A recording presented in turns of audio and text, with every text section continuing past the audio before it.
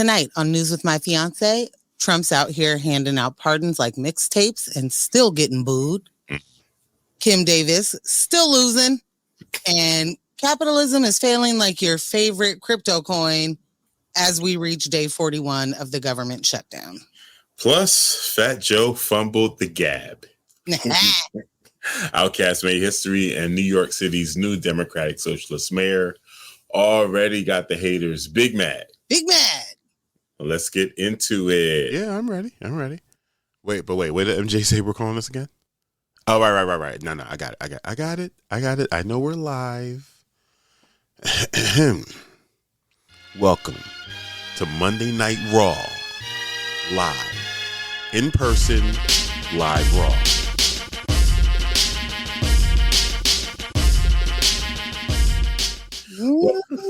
Welcome back to News My Fiance with Using My Fiance Raw Live, in person live Raw with Morgan Jones and DJ Ambush. And we're back reporting live from the 5-alarm fire that is indeed Portland, Oregon. Mm-hmm. Thank you for joining us. We really appreciate your support. Be a part of the Text Chat Fam Squad and join the conversation in the chat. Shout out to our studio sponsors, L&J Industries, for providing a dope space each week. We're not there right now, but you get it. You get it. Shout out to our whole production team, Kyle of Residual Audio, Jess, Ross, and Michelle for making sure that this show happens every single Monday. And of course, shout out to y'all for listening, watching, and staying engaged with us. Yes. Now, before we get started, fiancés, make sure you tap that like button, subscribe, comment, ring the bell, so the algorithm gets engaged with us too. Become a member over at patreon.com/newsofmyfiance. And check out everything we have going on at newsmyfiance.com. And yeah, let's get this quality time popping, man. Yeah.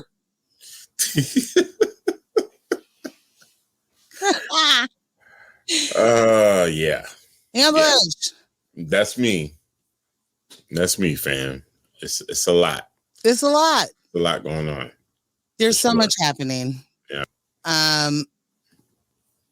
As discussed, we will get into some capitalism versus socialism, the government shutdown, everyone hating Zoran. Snap. Yeah. Better not crackle. It better continue to pop.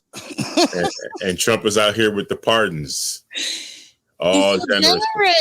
Yes. He's so generous. Just out here pardoning the pardonless, like yeah. You don't even need one. Exactly. But I have one. Terrible. So that's what we're covering tonight. But what's this gripe with Fat Joe, man? Fat Joseph gotta go.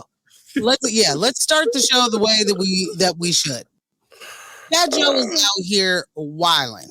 And I say that knowing it's been years of him out here wilding. And when his name trends, it's usually not for a great thing, unfortunately. But most recently, this is personal. I'm gonna say that this is very much. I am heavily biased. Wale is one of my most favorite rappers ever. I don't know, since 2009. Like a long time. And there are not a lot of interviews that I can point to that really get into even getting him to give you the things that I know he wants to. You know what I mean? Okay. Like, I really honestly feel like Wale wants to share as much as he possibly can, but he also doesn't want to be asked a lot of things because he doesn't want to look like he's name dropping or, you know what I'm saying? But if you ask it, it's a different situation than me bringing up a story. Yeah. That makes sense? Definitely. And I feel like a lot of missed opportunities because I'll watch interviews and it's just like they're asking him the same questions over and over about it's just insert new project, Anyway, I'm going too far on into that part. I think that's good background for anyone that, isn't as familiar with Wale as you are. You know what I'm saying? To be able to give that that background on, you know, what you've observed over the years and how he is in these interviews. And I mean, I can imagine being someone who is one of his major fans. When a new Wale interview pops up, you are hoping, fingers crossed, praying that someone's going to know how to engage with this brother properly to get good stuff out. Hello. You know? Yeah. It's exactly that. So if, you know, it's wild because I loved, like, for magazines, I lived for an artist interview, right? Mm-hmm. Like where you really get to know something about them or what was personal about their project to them, those kind of things. Love. It's way different now. And they have so much access to the public to say whatever they want at any time that it isn't as big of a deal. The interviews aren't as, you know, you're not sharing as much. Like, and I don't know what the deal is. If it was just like for a while, people got too cool to ask good questions or what, or if people just weren't giving good interviews. I don't know. That could be the case as well. That could definitely be the case. Yeah. I am not proclaiming to know that I know why interviews stalled out for me. Mm-hmm. But what I know for certain is I have not watched the Joe and Jada podcast. I haven't listened to a full episode at all until they had Wale on. And I know that they have had people on that I care about, that I have literally said, I'm going to watch that whole interview. I'm going to listen to it. Never get around to it. The second I saw there was a clip of Wale on that couch, oh, I'm watching the whole thing. Is the whole thing out? Found it. Right. Listening to it. It's interesting because Wale was just on, he's on a, you know, press run. So he was on the Joe Budden podcast a couple months ago. Mm-hmm. I never even saw the full one come out. I don't know if the full ones do come out. I don't know if I need to be a Joe Budden patron to see the interview. That's exactly it. Whole interviews behind the paywall. So I'm not doing that. And they didn't put it out in a way that mattered. Like it whack. Like what a waste of having him pull up to you. Like, anyway, the couple of things that I've seen, I've just been like, y'all not even talking to him. Y'all not even talking to him. It's just like y'all talking around him, you know? And that is what the Joe and Jada show was. And I say that, but I also want to be very clear that Jada does what he can, I think. You know, like Jada is doing everything he can with the resources provided. And the resource provided is a half-baked Joseph Crack. Jeez. You know? My man, it's like it's Nori in the beginning of Drink Champs, but he's not drunk as far as I understand. Like he is interrupting. He's not giving an opportunity for the stories to actually come out. Like he starts a story, Wale starts a story about Kanye West not clearing a song for him. And Joe stepped on the story twice. And I'm like, first of all, as a fan, go back to when Wale just said he was in Paris writing for Kanye, please. Yeah. Can we go back to that? Let's peel that back.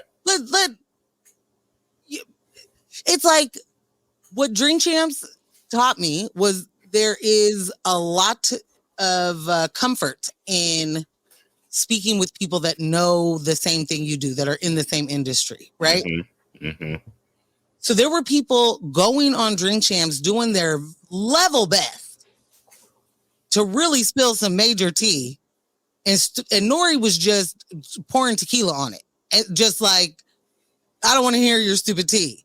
And then more shots. And honest, for me, I don't even know if I felt like Nori was like stepping on it in disregard for the story. No, I don't. I'm not saying. When you were like in your analogy, I don't want to hear your stupid tea. That's what made me think like Because I feel the analogy in the recklessness of it, like, wow. It was reckless. Yeah. That's what I mean. But I just like totally missing the hooks, totally missing the opportunity, the threads. Just as them. if they're not listening. And I don't mean that like they don't hear the words coming, but it's like they're not listening for what's there. Ooh, I think you just nailed it.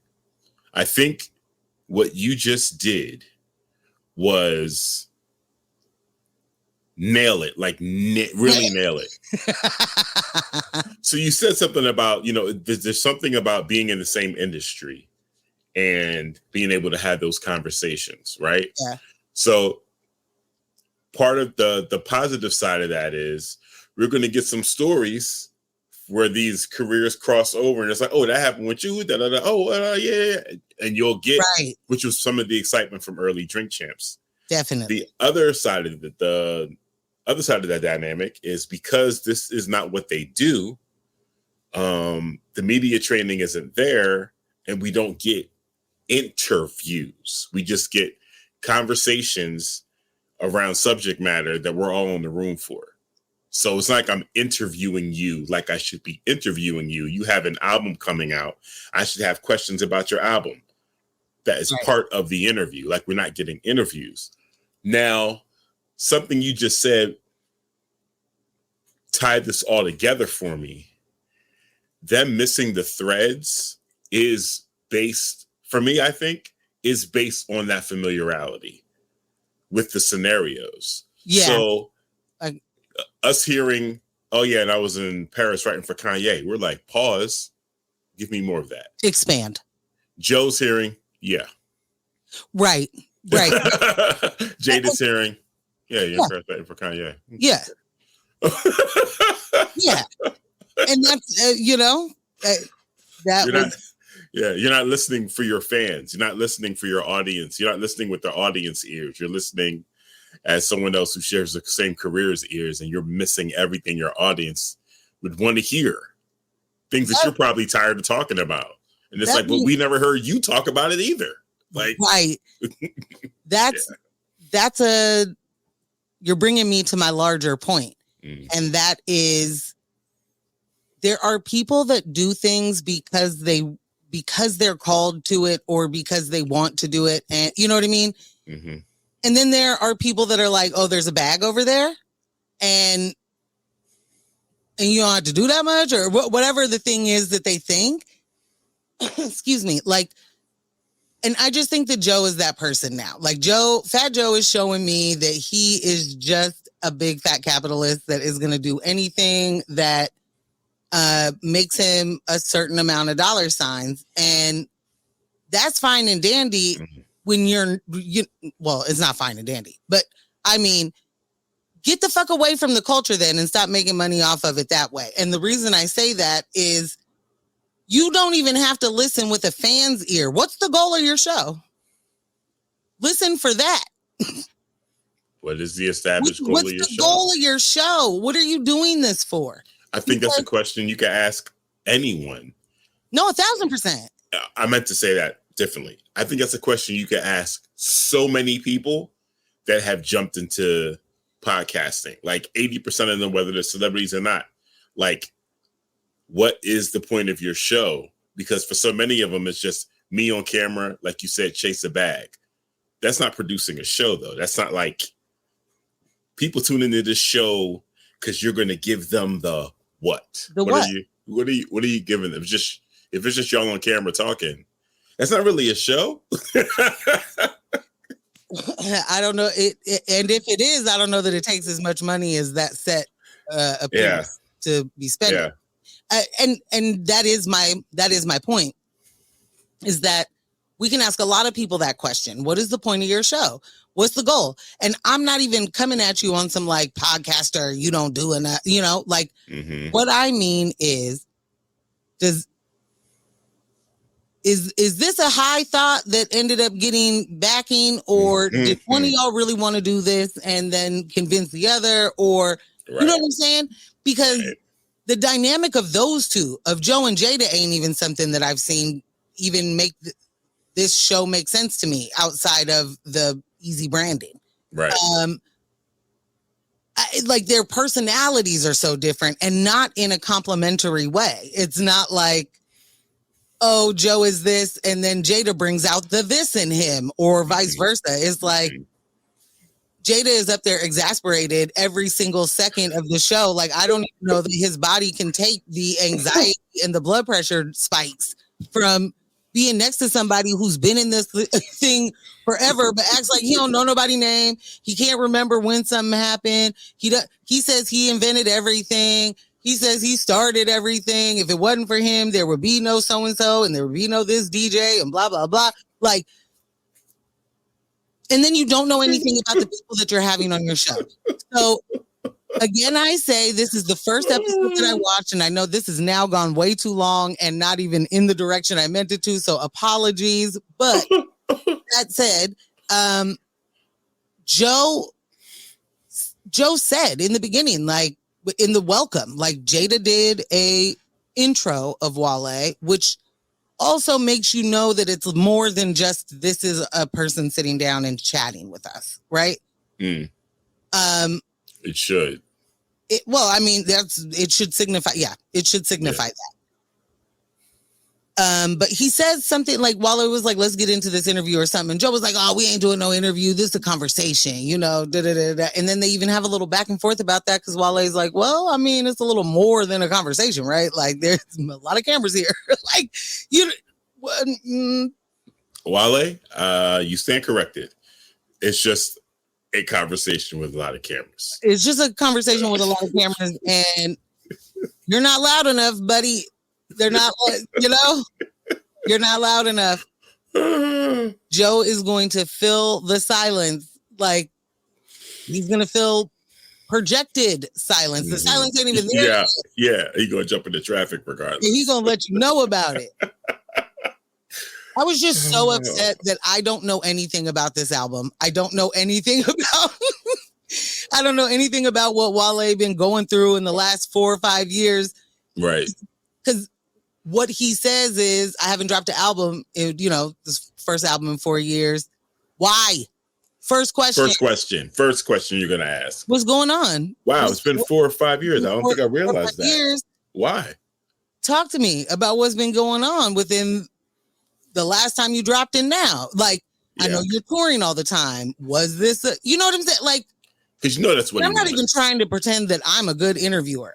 I just know that there are things, if I'm get the opportunity to ask somebody that I have been following and has been, a part of the soundtrack of my life for so long, there are just questions that seem very simple. Yeah.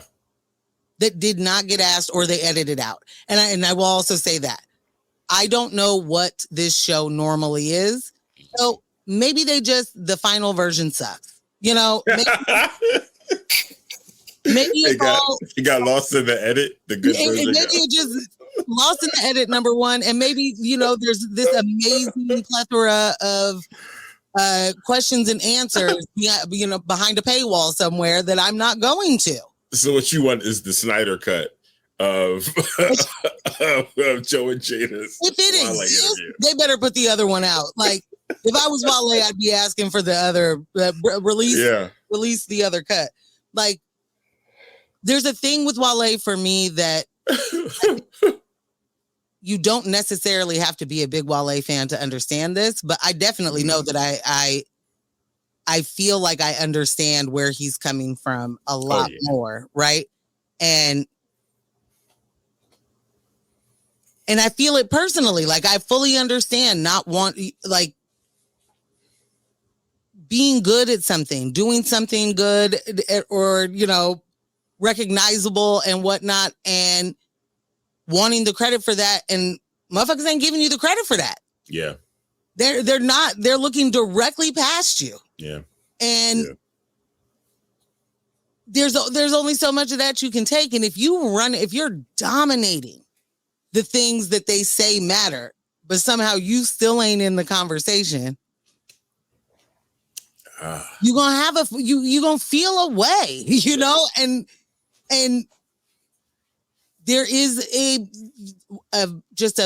our fucked up way of dealing with feelings and emotions is to just pretend they don't exist, and that, that's to girls. You should not even care that somebody snubbed you yet again, or that person continues to mispronounce your name, or the things that you are consistently rapping about in every single album you've ever made is a brand new concept to the person that's interviewing you right now, who's telling you they're a fan. Like, it's just how much of that it's, oh my God, Morgan, you're so amazing at this and you need to be doing this. And then they don't get hired for that. You know what I mean? Like, oh, okay, well, I thought. Wait a minute. Couldn't think of anybody else, huh? And then, but you did. And this is not to say that that's the attitude all the time. You know what I mean? Like, I'm not walking around with a chip on my shoulder. And I don't think that Wale is either. But I think that the times that I think that the times that he gets asked about anything, and it's a thing that ain't nobody asked him in a long time, or it's about a thing that happened a long time ago, your answer is maybe not going to always be as diplomatic, because it just continues to happen to you. And if that's your known, if what everybody already assumes about you is that you have a bad attitude or that you have a chip on your shoulder, people treat you like that, whether they think they're treating you like that or not. And so maybe your questions are asking about the chip on my shoulder and not the brightness in my future. You know what I mean? Like, maybe you're not giving me no options. and I'll add to it in the way that if everybody thinks you have a chip on your shoulder, there's something there. It may not be a chip, but there's something there. Maybe it's not a chip. I don't disagree. There's something there. I'm not trying to make excuses for people in any way either. But I think that there are folks that I wouldn't give a fuck if he did have a chip on he should have a chip on his shoulder. And that shouldn't be something that means a bad thing. Like, the way that I respond to people harming me should not be, I'm the one that's fucked up in that. Like, I just see it differently. Like, yeah, there is a chip. There should be a chip. The chip was installed. Like, what do we mean? So now I'm going to point at him and be like, you got a fucking chip. Like, nah, that shit. Are you kidding? Nah. I'm not going to make fun of you for the result of the shit that you received. Okay. I hear that. I'm going to continue to look at the systems at play. I'm going to continue to look at the larger play. If everybody says you have a chip, that is a thing. And I am not saying that I disagree with you on that. I think there are absolute reasons and there are justifications, literally, for him. And for other people. I'm not just Wale. Yeah. But for so many people, I just say the same shit for Lupe. Like, it's different reasons, but that chip is there. This conversation reminds me of Amanda Seales and a lot of people saying similar things about her, and me saying, I understand why people would have a certain impression of her, while at the same time, I've seen sides of her that make all of this make sense to me. You know what I'm saying? Like, you're moving with this permanent chip, but the way you've conducted yourself in certain situations, it's a self-fulfilling prophecy. Sure. You know what I'm saying? So it's like, yeah, definitely. I'm not saying you have not been wrong. However, the way you've been moving in some of these spaces, yeah, especially unapologetically, or, that's in the past. I'm talking about, I'm just moving on, or you disappear from the scene for a little bit and you come back and feel like everybody got over it. Not really. Yeah. You know what I'm saying? So yeah. But anyway, this is far less about Wale and how he showed up at the interview, and more so about the consistency and Fat Joe being Fat Joe. Fat Joe being Fat Joe and adding to the useless landscape of podcasts. And by that I mean, podcasts are important. And I am absolutely never going to be like, these shouldn't exist, you know? But we definitely can see that it is any other industry. It is any other mode of, you can make a profit off of this. So now, you know, we're just seeing large investments into nothing and no investment into something that could be great, you know? And just how, like, in all honesty, for us as people, it's useless. For larger, you know, systems at play, it's really important to have a bunch of people listening to a handful of shows, you know? Yep.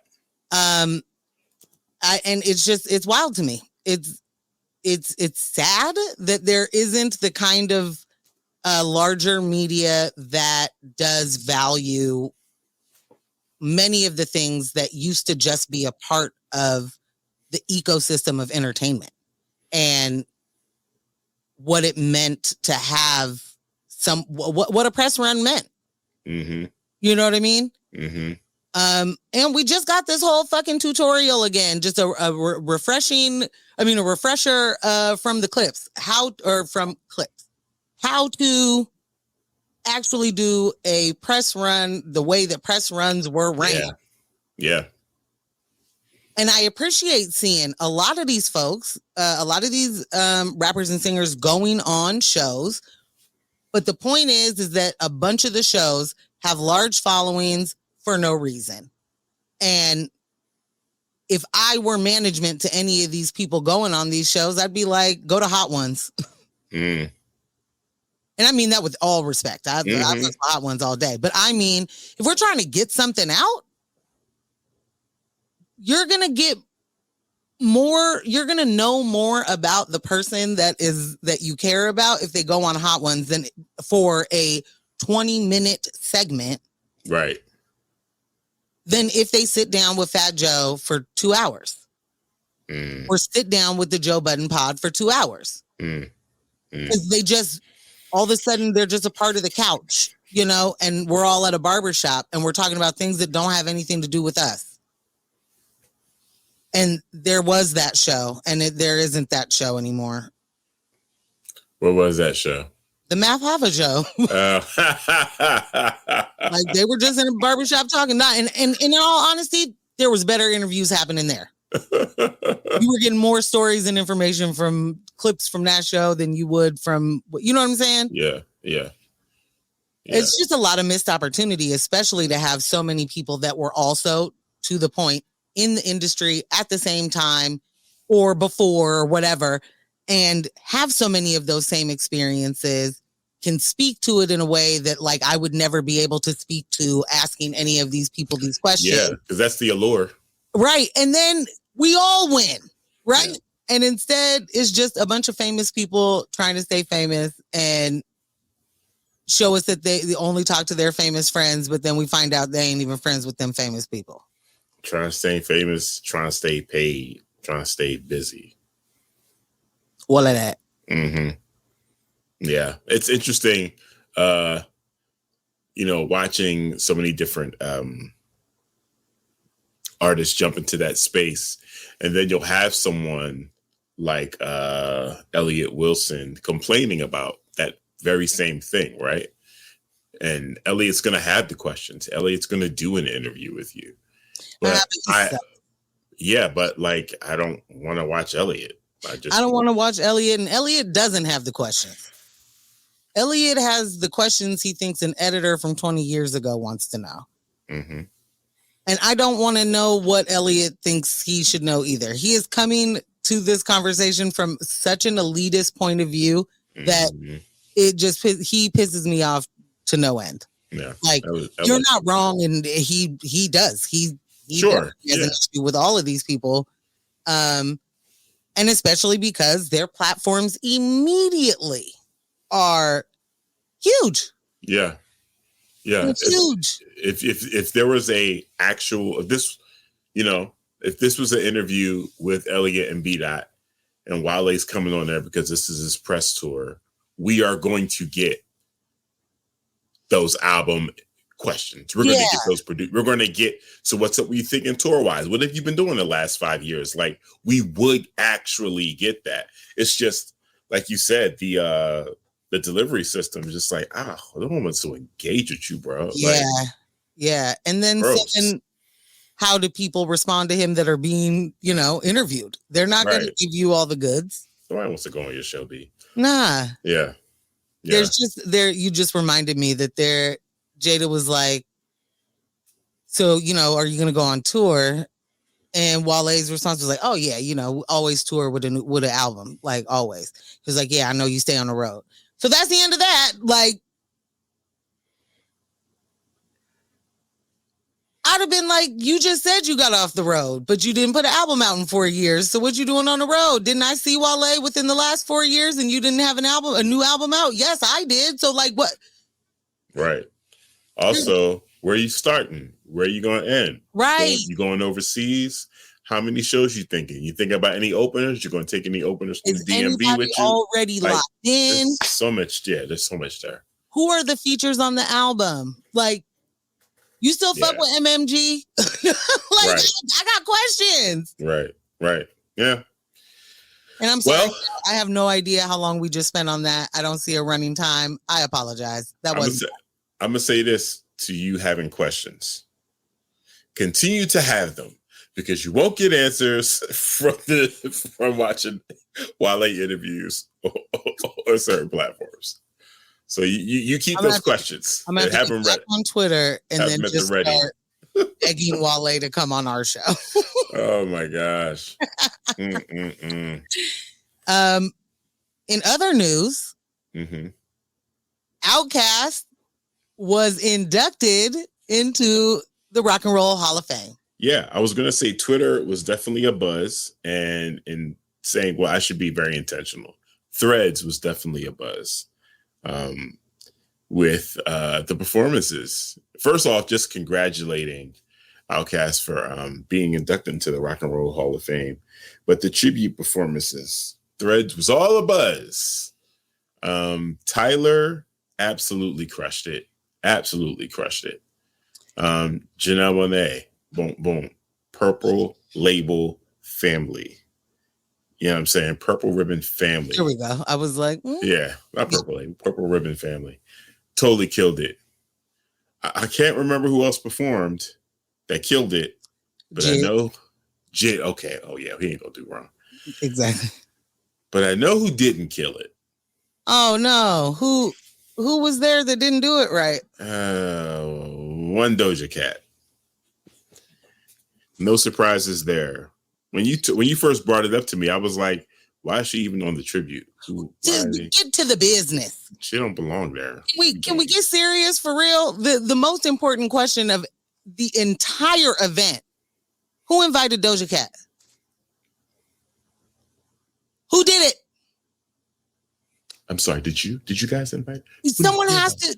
I want the doc. I want the Hulu doc. I want to know what the fuck that person was thinking. I want to know if ChatGPT is the one who came up with this. Right. Like, who do we get to blame? This is a blame scenario. Oh, absolutely. Yeah, like I'm very much, you know me, here for the workers. Not looking for a bunch of people to lose their jobs or what and whatnot.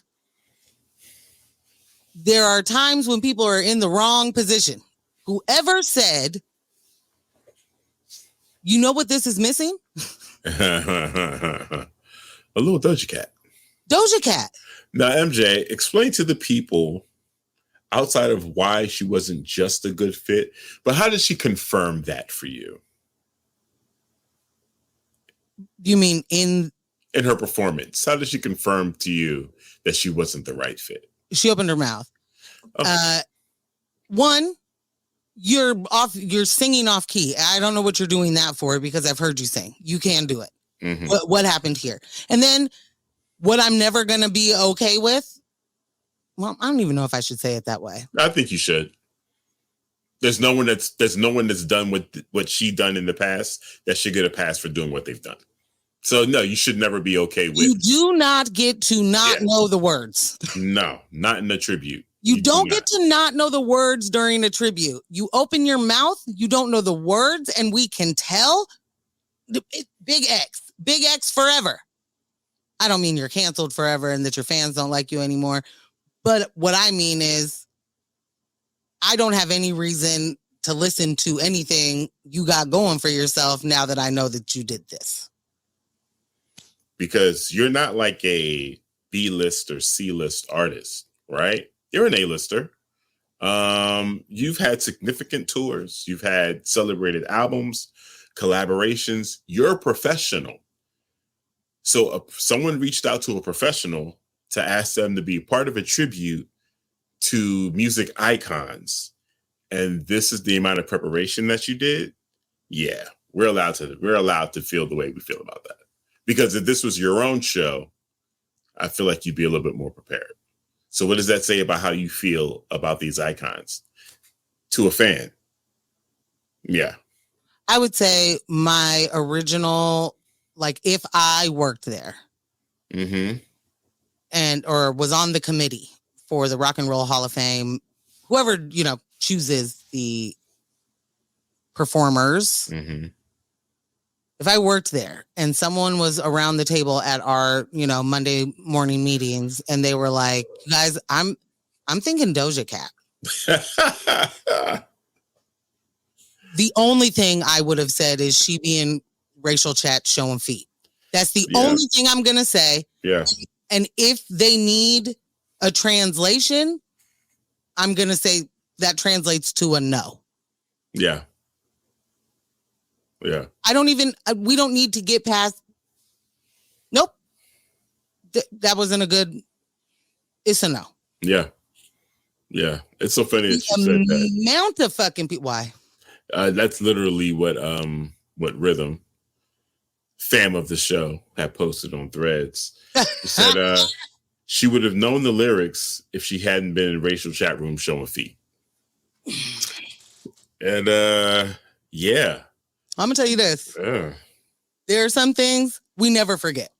Ever. And I'll never forget that. Ever. I'll never forget that. And I will also never forget the campaign of none of that was really real. Doja Cat really wasn't letting the white people say the N-word to her and all sorts of stuff. I watched it. I'm not gonna do the back and forth with you anymore. The deep fakes weren't as good back then. So nah, they were really bad back then. Yeah. And this is from before back then. Right. So right.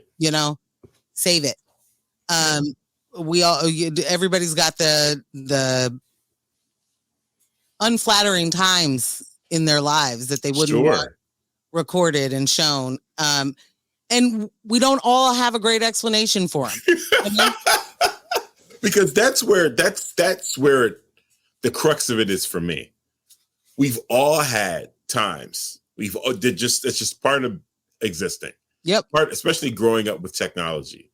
There are all things that we've done on and offline that we pray never make it into the public square. But once it does, how you handle it, that determines how I move with you moving forward. Right. You can't pull a what's her name? Joanne Reed. You can't pull a Joy Reid. You can't pull a Doja Cat. You can't pull a Rick Ross. Like, I need y'all to just own the things. You're saying I can't just ignore it and just keep going? I can't. If you're gonna ignore it and keep going, I think I'll respect that more than I don't know what you. That wasn't me. I don't know what you're talking about. That's not real. I don't have nothing to do with that man that looked just like me. Right. Because it's different. If you ignore it and keep going, then we both can be like, and everyone else around is like, Morgan don't want to talk about it. We should stop bringing it up. She's never going to give us an answer. But that's how Jay-Z winning. Right. But if you go, was it me? That if you go Natalie Nunn, then it's like, oh, you talking to me like I'm dumb. Yeah. Oh, now we got a problem. Yeah. So now you told me you're Donald Trump and me. Yeah. But this video isn't real. These photos aren't real. These transcripts aren't real. Oh, I'm an idiot. No, I don't play that shit. I don't play that shit. It's exactly that. Yeah, I'd much rather the no comment. And I'd much rather House of Carter it. Just tell the truth that always ain't got all of a sudden don't have no truth to share. So right. And good example there with Jay-Z and just the whole Carter house. You know not to expect anything. They have not commented for so long. I was like, well, I'm not even going to ask. Why even? People ask them what? You know you're not going to get an answer. The embodiment of I will not dignify that answer with a question is the Carters. Yeah. No. Not doing it. I just saw actually a thing of Jay-Z like walking out of somewhere and, you know, he's signing some autographs and there's a woman who's just like asking him question after question. And I can't even remember what the questions were. Like, probably because he was never going to answer them. I don't know. You, like him, the questions turn into background noise. And he said, because she wasn't going nowhere. Like, he said, look, I'm not trying to disrespect you. I appreciate what you do. And I'm wishing you nothing but the best. But I have no scoop for you. I'm not answering you. That's what he said. Yes. Man said, I ain't got no scoop, fam. I got nothing for you. This is going to be empty. This is going to be empty. Bunny. That's what it was. It was about Bad Bunny and who, like, okay. What was how did the decision go? And yeah, and he was like, I got no scoop for you. I'm not trying to disrespect you. Please just stop asking the question. Take this autograph. Yeah. Take this autograph, take this selfie. I got nothing for you. I got nothing for you. That's funny. That is hilarious. A mess. Speaking of a mess, because I can't. We can come back to Outkast. We didn't even get to really cover it. Yeah, it was more so about her fumbling. That was so number one. That was a major disappointment. Like, as a fan, seeing a group that I have grown with their entire existence. Yeah. Seeing the whole Dungeon family up there, like, that was such a big deal for me. And I said on Threads, like, seeing Big Rube up there was as exciting as seeing Outkast. And that is not a joke. I am not like, again, soundtrack to my life. Like, if I could have Big Rube, if I had a reason for anything to be narrated, have Big Rube start your week off with a poem. Fam. And that's literally okay. So we joke about it a lot. Like, if I won the lottery, I wouldn't tell anybody, but there would be something. I'll tell you this. If you call my phone number and you hear Big Rube like you reach Morgan Jones, that's when you know, baby. I'm just laughing. That's when you know. Just laughing at like the idea if you walk in. Thinking about like before we were together and you know you had your own spot and you just walking from, you know, your car, walking from your house to the car, just Big Rube just in your ear, just you know doing your narration of your poem to start your day. You on the way to work and he just come on. Like, how do you have a bad day? Oh my God. Huh? Do you? No, you start out contemplating new stuff that you didn't think about yesterday. You know what I'm saying? No, I'm saying you heading in a little different. Yeah. Just swag on. You know? Can't nobody say nothing to me. You ain't thinking about the things I'm thinking about around now. Like, are you kidding me? That is hilarious.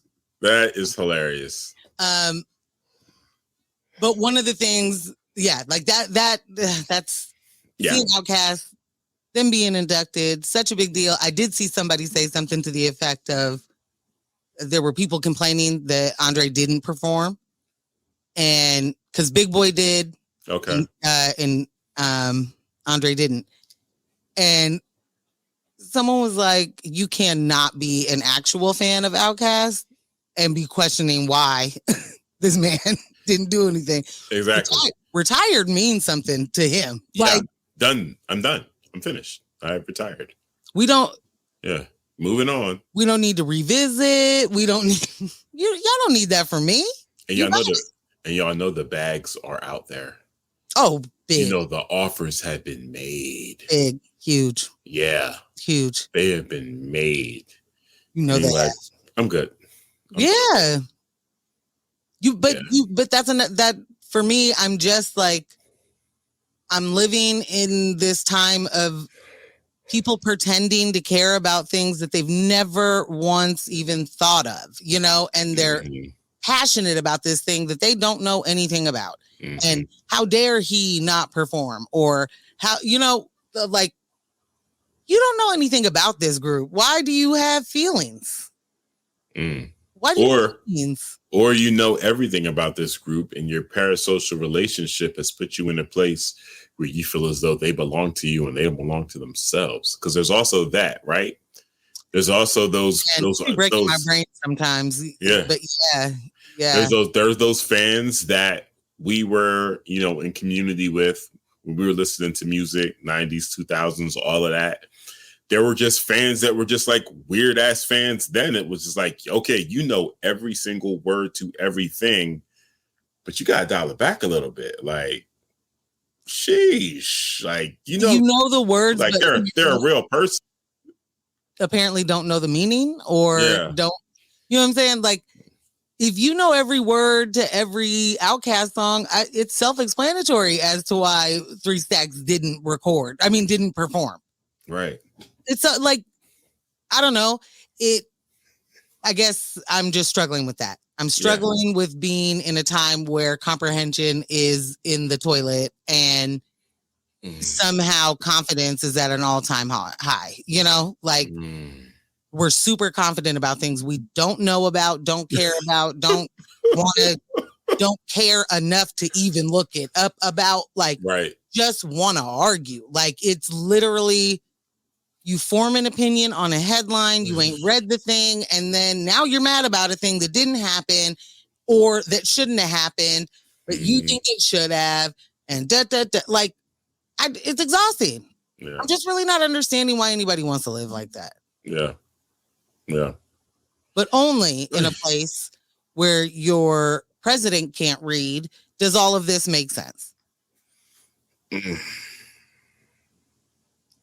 Because I'm asking these people to have comprehension and to be able to use a context clue when this dumb fuck can't, not even at all. Not even at all. Yeah. Amber. So yeah. What was he reading at that Commanders game? A promise. A proclamation of sorts? Was this an executive order that he was signing at the game? So the video I saw was him in the box, him in one of the boxes. And I didn't see the video of him giving the speech. I saw videos of people reacting to him in the box. So some people were booing. Someone had someone else take a picture of them, like giving the middle finger to him in the box. There was a lot of that. And then you brought to my attention that, you know, he was supposed to be reading something in there, and oh boy, rough stuff. So, yeah, excuse me. Trump went to the Commanders game and was relentlessly booed. I mean, loud, like unfettered. Like they were not stopping. There were a couple of cheers within there, but like he noticed it. It rattled him. He did. He was like, huh, this for me? Yeah. Can't lie to yourself about that one. Bruh. I don't know what he was reading. What he was supposed, or what he was saying is, it was like a proclamation, because it was supposed to be like, I, Donald Trump, do solemnly swear, blah, blah, blah. Yeah. Right? This man opens the thing that, you know, the folder, like leather folder that has like the president's seal on the front. So he's holding it like a choir book and says, and again, the boos are loud. The boos are happening. But he says, I, and state your name. Oh, You solemnly swear. and he reads and states your name. Yes, direct quote. And state your name. And I wonder, like, I can play it, but I wonder if, like, the booing is so loud Oh my God. that I don't, it might be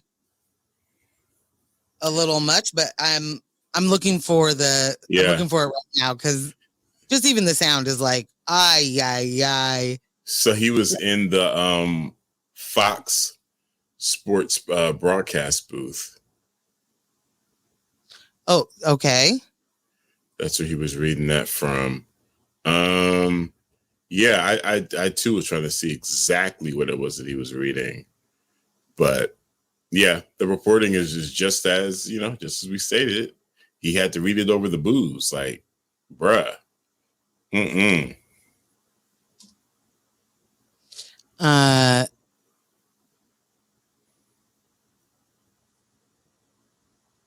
Oh boy. Could you hear that? No. Oh, good. 1 second. I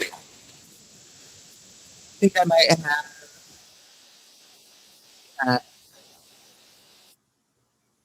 That came through real fuzzy. Oh, something's coming through now?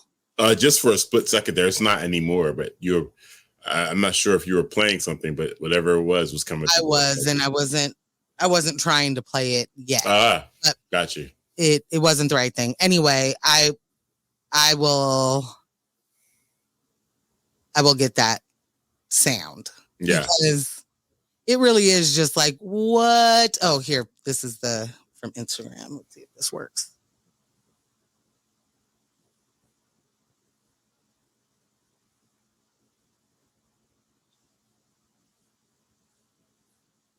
You hear that? Nope. Nope. It's no, that's interesting. Okay. Well, I don't know what I'm doing technology wise, so I'll just leave that alone. But my man said, and state your name. Okay. Do solemnly swear. Never once says his name. Well, just further confirmation of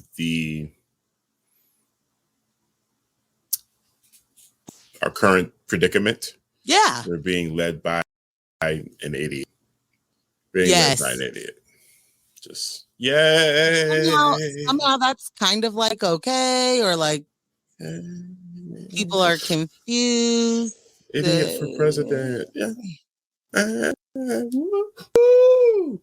Yeah. There are people that are like, please, can I have some more, sir? I'd like a third term. He tells it like it is. Right? He tells it like it is. Yeah. Well, he also told us that there's going to be a $2,000 rebate check sent to the low and middle income, degenerates of this country for the tariffs. And first of all, the effect of the tariffs is about $2,400 per household. So thanks for not making us great again.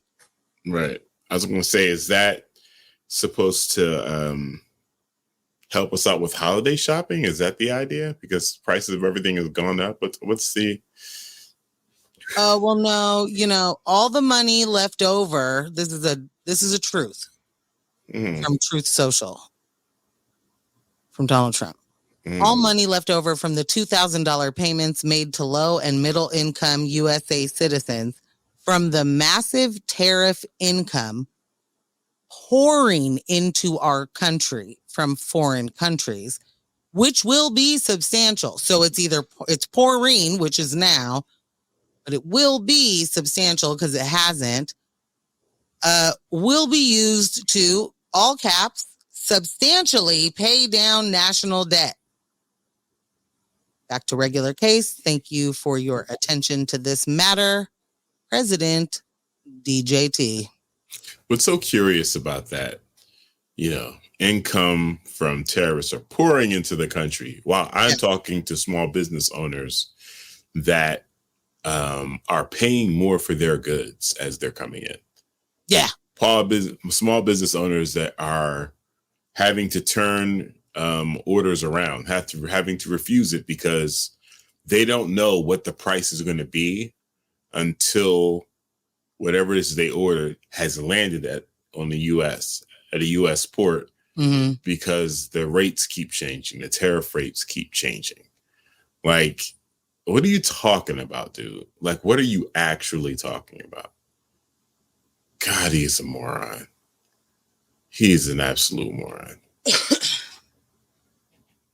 Yeah. He also just can't do math. So, this idea that everyone would be paid $2,000 except for, the high income folks. Tariffs do not work the way that Trump thinks they do. No, they never have and never will. They never have. They will not start. Not even if he says it 1 trillion times. They don't. It's not the point of them. They do not work the way. They do not impact your economy the way that he thinks he isn't going to impact. And honestly, I'm done trying to figure out if he knows what he's talking about or not. You know what I mean? Like, right. It doesn't matter. The impact is so bad that it doesn't matter if he meant to or not, or like if he really means it, or if he's just, shilling for someone else. Like, right. Either way, absolutely terrible. We are the ones that pay the price for all of it. And the fact that anybody is still even halfway believing in him when they still have to work to make money to live, completely baffled. I'm completely baffled. And that's literally not even about judgment or anything. I'm baffled.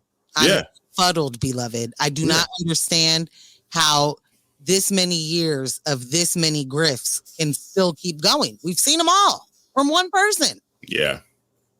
Yep. And he can't read. And so at some point we all need to be like, we shouldn't be getting scammed by the guy that can't read the language we all read, right?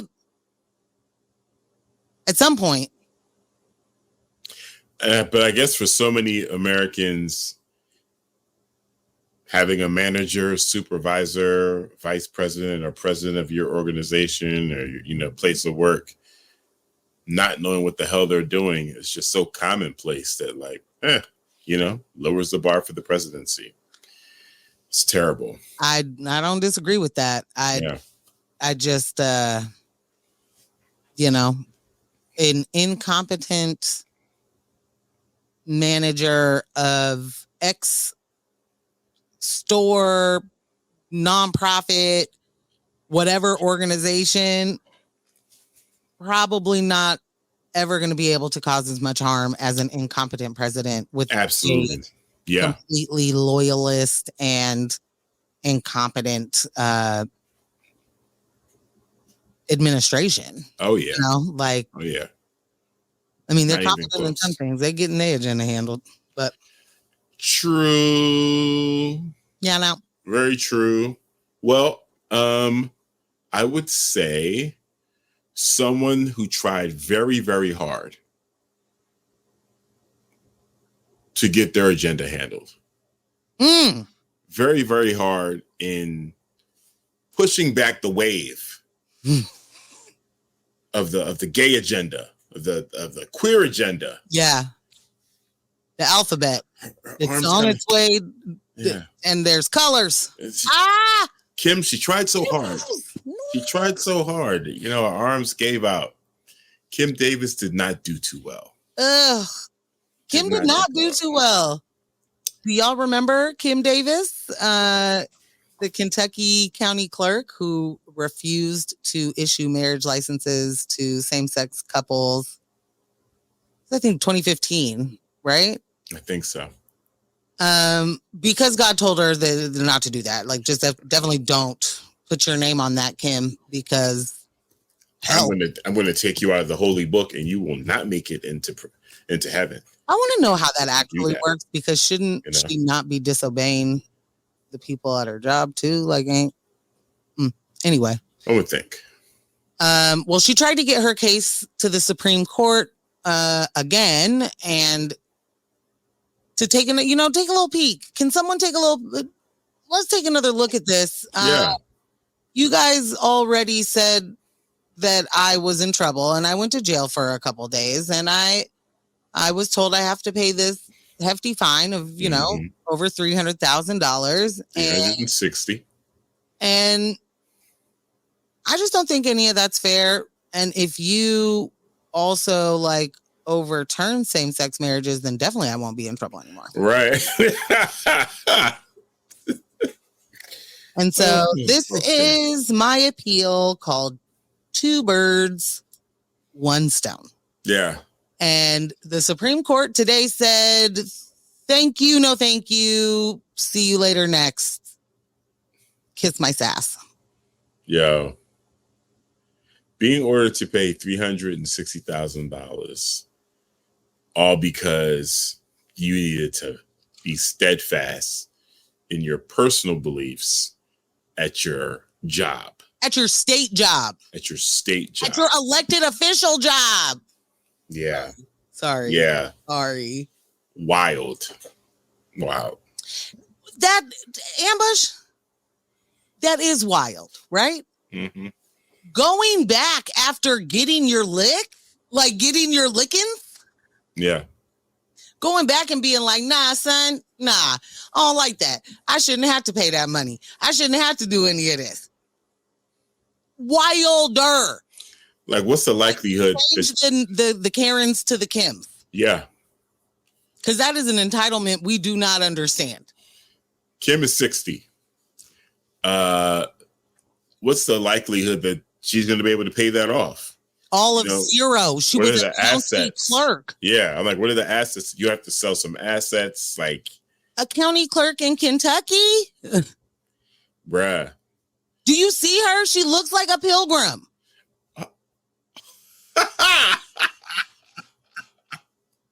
I'm not doing this. This woman does not have money. And no, she's not a wealthy person who looks like a poor person. Right. Because, they stopped buying Hermes. No, she's a poor working class person who is upholding every single system of oppression because it's easier for her. She'd have more money if she wasn't spending it on Starbucks and Jordans. Okay. So you make it a little more applicable to her, like bolts of fabric and hair braiding books. Man, don't listen. You don't know. She's on a homestead somewhere. And if she's not, she's supposed to be, because she's part of the wave of colonizers that started this. But like, you're not going to tell me that she does not look like she originated Mormonism, or you know what I mean? Oh, no, for sure.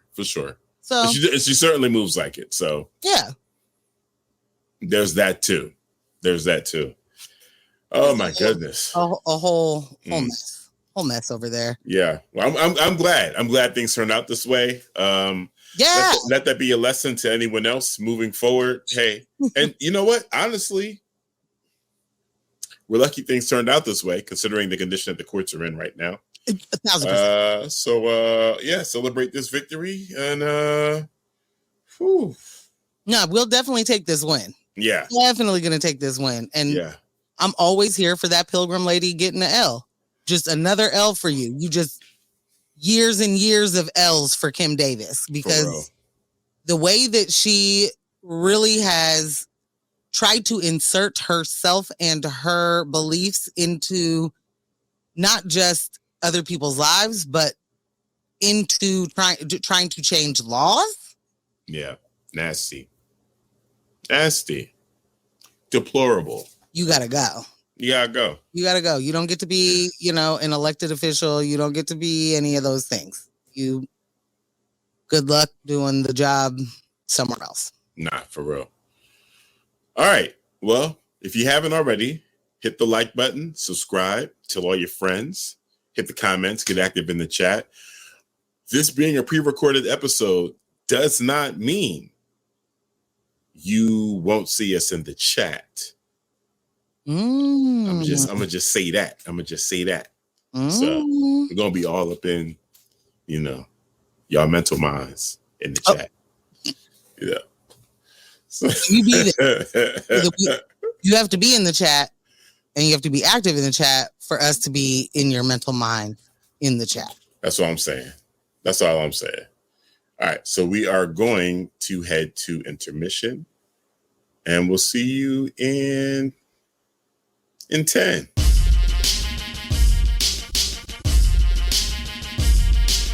And we're back. Thank you so much for sticking through the break. Yeah. I'm off mute on all the places now because I put it on twice. What happened now? Oh, you had to. I can't hear you. No? Uh-oh. What happened? Oh, we're good. Oh, okay. You just had volume turned down or something? So I had muted it in two places on accident. I muted it on the broadcaster and the screen. Right? And then when I was like, oh, I know what I did. I muted it in two places. I accidentally then, instead of just hitting the mute button, I also hit the button next to it, which is to mute you. So got you. So then I couldn't hear you, and you could probably hear me. Crystal clear. Wonderful. Yeah. That is one of my favorite ways to communicate. But yes. Thank you guys so much for being here for the second half. This is going to be an abbreviated break when you guys receive it. You know what I'm saying? I'm going to edit it down. There's no reason to let you guys have to sit through 10 minutes of silence on a pre-recorded show. So yay. No break for you. Yay, the pre-records. No. All right. MJ, as I let my tea steep in my Thor mug, because I was yawning like crazy in that first half. Yeah, I really could tell I was boring you. Okay. Hopefully, no, absolutely not. Absolutely not. You were not boring me. I was hoping some of this caffeine to help, wake me up. Well, I hope you had tea that has caffeine in it. Isn't it? Unless it say it doesn't it just have caffeine? I spent a lot of time. The great majority of my years on this earth, never knowing there was caffeine in tea. And then, and now that I understand there's caffeine in tea, you're going to sit here, get me all topsy-turvy and be like, well, make sure there's caffeine in that one. What the hell? I thought it was caffeine in it by default. Well, I mean, there's a lot of different teas in there. We have a lot of different teas. This is true. Yeah. And like a black tea is going to have caffeine. I think all black teas have caffeine. I could be wrong about that. When they're also nasty. Excuse you? Were you an English breakfast tea type person? Is that what you are? Huh? Get a little black tea. I'm so confused right now. You don't like black tea? No. I like fruity teas. I like mint, peppermint. Yeah, I don't like a black tea. I like green tea. I don't like a black tea. I don't like black tea. I feel like you got to do too much to it to get it, I'm also not a black coffee drinker either. I drink it when it's offered. I like my things to taste like things, Yeah. I like my things to taste like things is definitely a phrase. Yeah, no. Yeah. Okay. Well, yeah, I don't know what tea you have. I hope it has caffeine in it. There's something happening. I don't know, atmospherically or in our house. You started getting tired. I started getting a migraine. I don't want that. I don't want a migraine. Mm-mm. I can't actually really have one today. Mm-mm. Mm-mm. But it's happening. Like, you know. If you could just turn to your migraine, if there was like a dimension in which you could turn to your migraine and be like, yeah, I would say, if you don't know what that universal sign for timeout is, migraine, because you seem to be elusive and you sometimes we don't speak the same language, Yeah, ever elusive migraine. Yeah. Pacific Northwest migraine. Or I guess, no, it's never elusive. Yeah. It's ever present. Ever present Pacific. Yeah. The ever and omnipresent Pacific Northwest. I wonder what word I was looking for. It doesn't matter.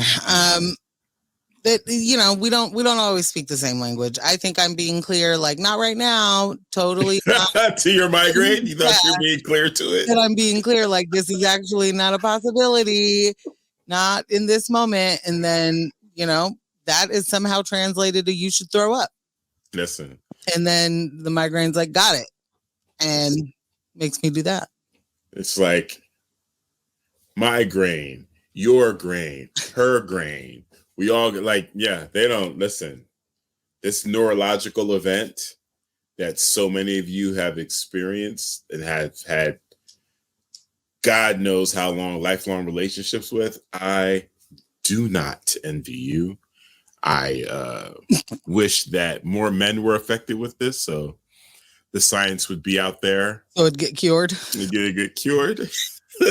There'd be some sort of experimental drug that we could all get. Temporary relief from our migraines, but then Jesus be hooked to it or something, Yeah.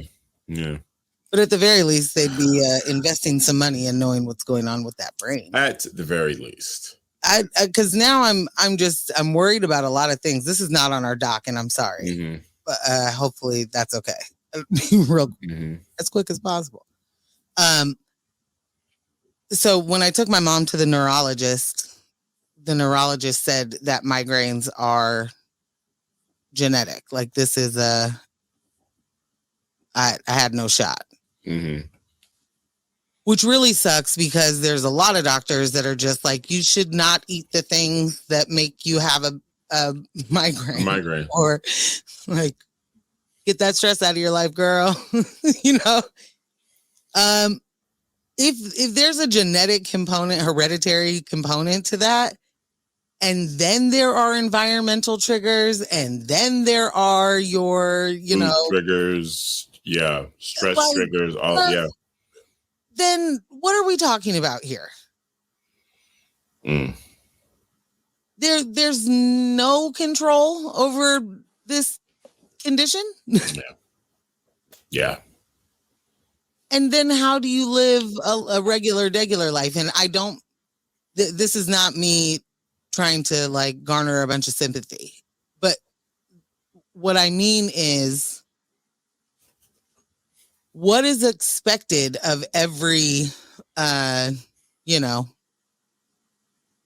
adult? If you are not able to meet those needs because of your body, there isn't enough support. And this has always been the case.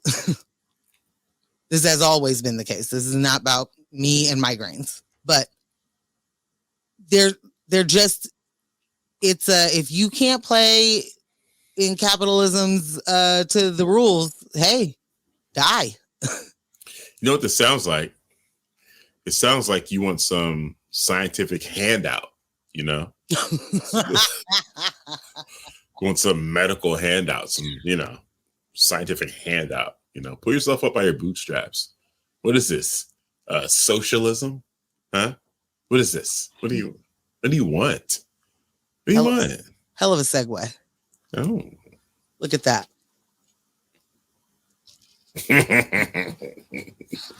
Ambush. Morgan Jones. So I'm scrolling the threads. Yeah. As one sometimes does. Mm-hmm. And go ahead. Of all the social media platforms now, you've taken yourself off of Twitter. You have 3 Blue Sky accounts, including the one that you use to hide from me. What do you find yourself on the most? Is it Threads? Because that's where I am, I think, a lot. I think Threads and Instagram. I think yes, but I'm very much not on social media right now. Like, all burner accounts. Just all. I mean, You're not there. Yeah. Like, I mean, dog, I can't. Yeah. Like, Can used to say he'd have to take breaks, and he'd be like, I'm on a break because every time I open Facebook, it was like someone died. Yeah. Or every time it's just anger, or and I just can't let that be my day all the time. And I hella understood that as a concept. Right. And then it's all just everything's overwhelming right now. In every part of my life is overwhelming right now. So like, even I guess I'm just, because I'm not interacting right now too, I open it and I see the most ridiculous things. And I'm like, this is rage bait. Someone's like, this can't be real. Right. Let me move forward before, you know what I mean? Or it's a bunch of AI slop. And it's like people reacting to a thing that is obviously fake. Right. And then I look at the comments and I'm like, well, so are these things are also obviously fake, like, so it's just increasingly becoming a place that just feels like there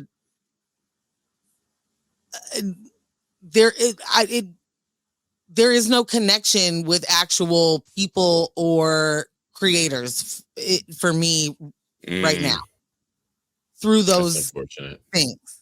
And so it just all feels like ads. It all feels like I'm being bombarded with propaganda and consumerism things, like, and so I'm doing a lot of playing word games. I'm playing a lot of archives. New York Times word game archives. Yeah, and I wish that wasn't the New York Times. I don't want to pay them money. You pay them fools. I don't want to pay them fools, but I do really very much appreciate the word games. Love them a lot. So back to the original question. When you do, if you have the moments, is it now Threads? Yeah. Okay. Yeah. Even when I'm trying to spend time on Instagram, I'll get thrown to Threads because of the little thread. The little bar. Yeah. The little bar they put in there. Yeah. That's interesting to me. They've done a good job. They've done a very good job for the redirect. Over there. Yeah. Very good job for the redirect. So you're scrolling Threads. So I'm scrolling Threads and I see this gem. Your child wants $10 to go out with his friends. You tell him to wash the dishes and vacuum the living room. He does everything you asked and you pay him the $10. But his 2 siblings ask for money too. So you divide the $10 among the 3 children. That's socialism for the slow people. What? I must be slow people. What are you talking about? You are not slow people. Oh, okay. That is not socialism. Oh, okay. What are you talking about? Like, can you? I'm going to move forward. I promise. Remember earlier I was talking about how people don't know what they're talking about, but the confidence is at an all-time high. Yeah. Oh yeah. Like this right here is such an example to me of like the hubris for you to type this out and end with that's socialism for the slow people.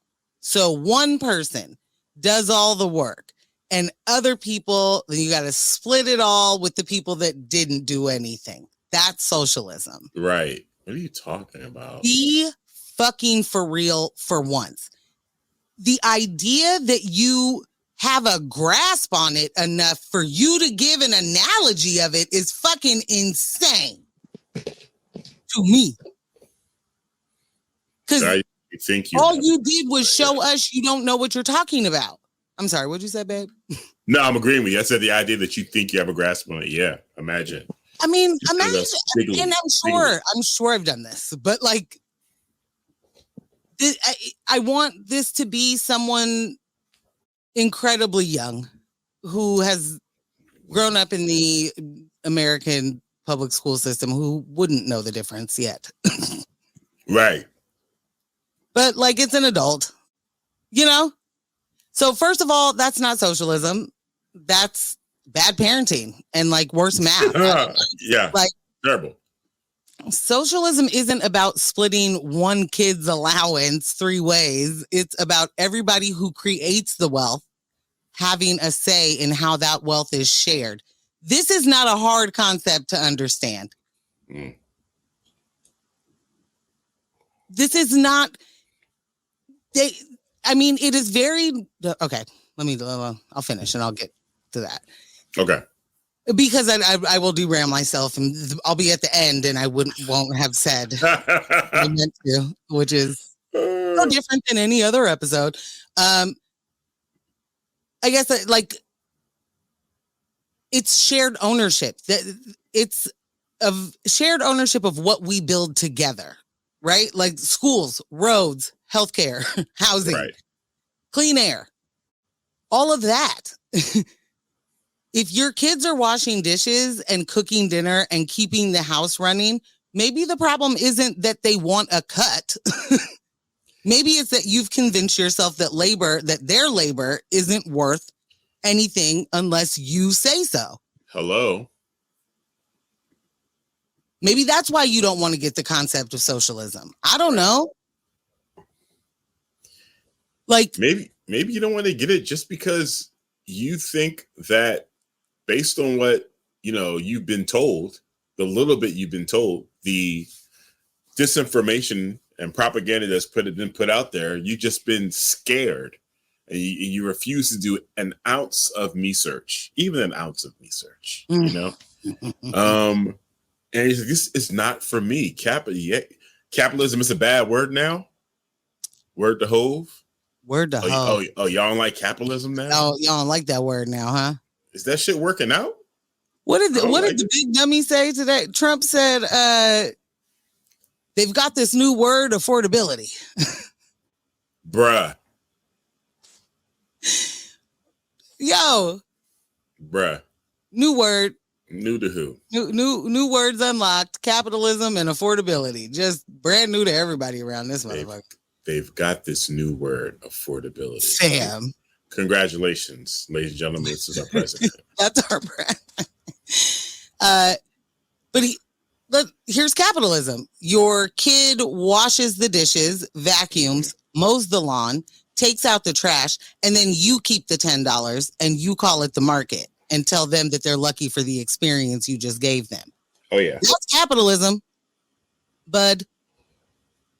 That's the system we live under. That's workers do the labor while billionaires pocket the profits and politicians call it freedom. Period. And tell you you're welcome.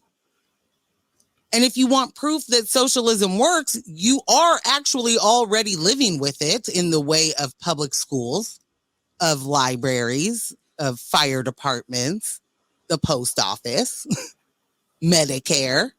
Mm-hmm. Mm-hmm.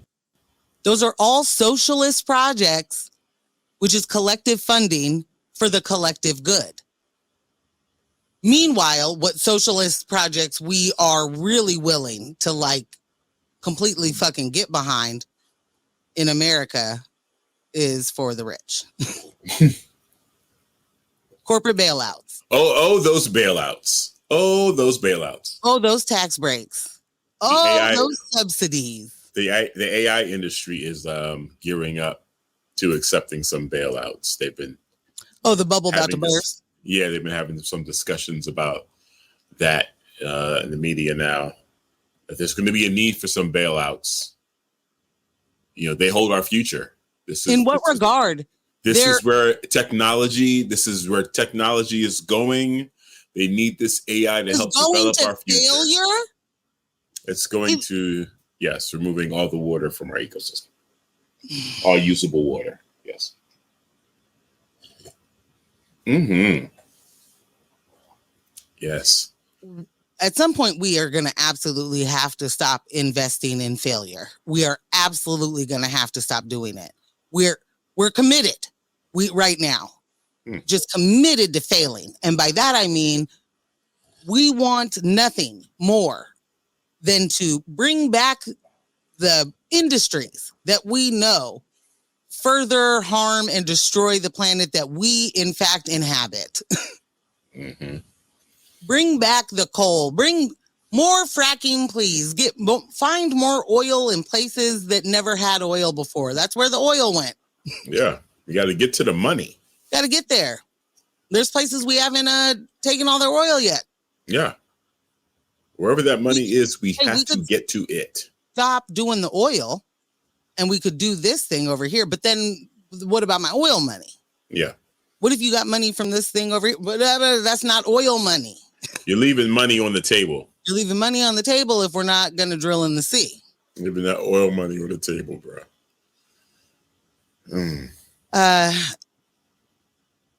Anyway, they get all those things, the corporate bailouts, the tax breaks, the subsidies, so they can keep high profits while paying workers poverty wages.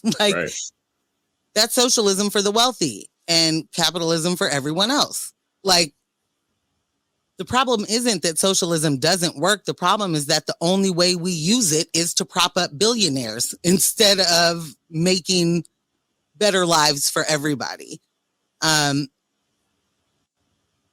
I feel like everybody knows that capitalism isn't working. Even you're going to see a lot of the right saying the system is failing people.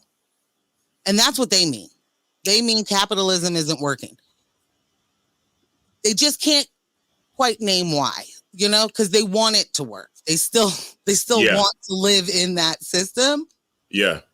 So they can't quite name why it doesn't work. They can't figure out what is this? And it's because we've been told our entire lives that suffering is a feature. It's not a flaw. So is it that they can't name it or that they won't name it? They won't name it. To it. Yeah. Well, okay. I think that there are people that absolutely have no idea. That are, defenders of capitalism that don't have any idea why or other than this is what we've always done. And so this is the American way. Right. And then there are people that absolutely are fully aware that this ain't this is how capitalism will always, it has to, in order for it to work. And by work means the many doing the labor and the few getting the profits. Right. That is it working. In order for that to work, in order for them to want it, they have to see themselves in the position of winning at some point, of not always being at the bottom. And unfortunately, we continue to see a lot of folks who are no longer at the bottom sort of immediately start, being that powerful white man that was always at the top. And yuck. Mm-hmm.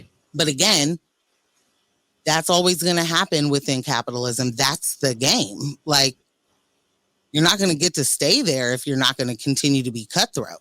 Right. You certainly won't be a billionaire if you're not ready to kill a few 100,000 people. I mean, I remember being sold a lot of that cutthroat, dog eat dog mentality in the 80s, boomer, the boomer world. Oh, I was like, you're not a boomer. No, I was alive. I was alive during the 80s, and those some of my formative years. Yes, indeed. Yeah, my formative years there. And you're just seeing the levels of success being modeled, and it did set me up to idolize people when I was younger, like absolutely, like a Dame Dash, like a Russell Simmons, people that you just saw the hustle, you just saw the boom, boom, boom, boom, boom. They made every single minute count. And I mentioned those two men because they look more like me. You know what I'm saying? I'm not, as much as I'm watching white men do it in movies, when it came to culture, I'm looking at black men and I'm saying, okay, this is what I need to aspire to be. Like, let's go getting to the bag. While other people sleep, there's your opportunity to get ahead. Don't sleep. Don't sleep.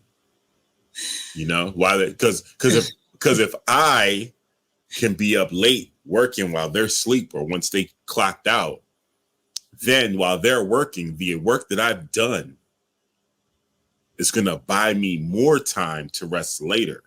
Because this is unobstructed work. It's a completely different work environment. You know what I'm saying? Like, the way we've just been sold on the ideas and concepts of capitalism and how the rewards of capitalism are supposed to show up for us. Man, it is rough stuff. Seriously rough stuff, bro.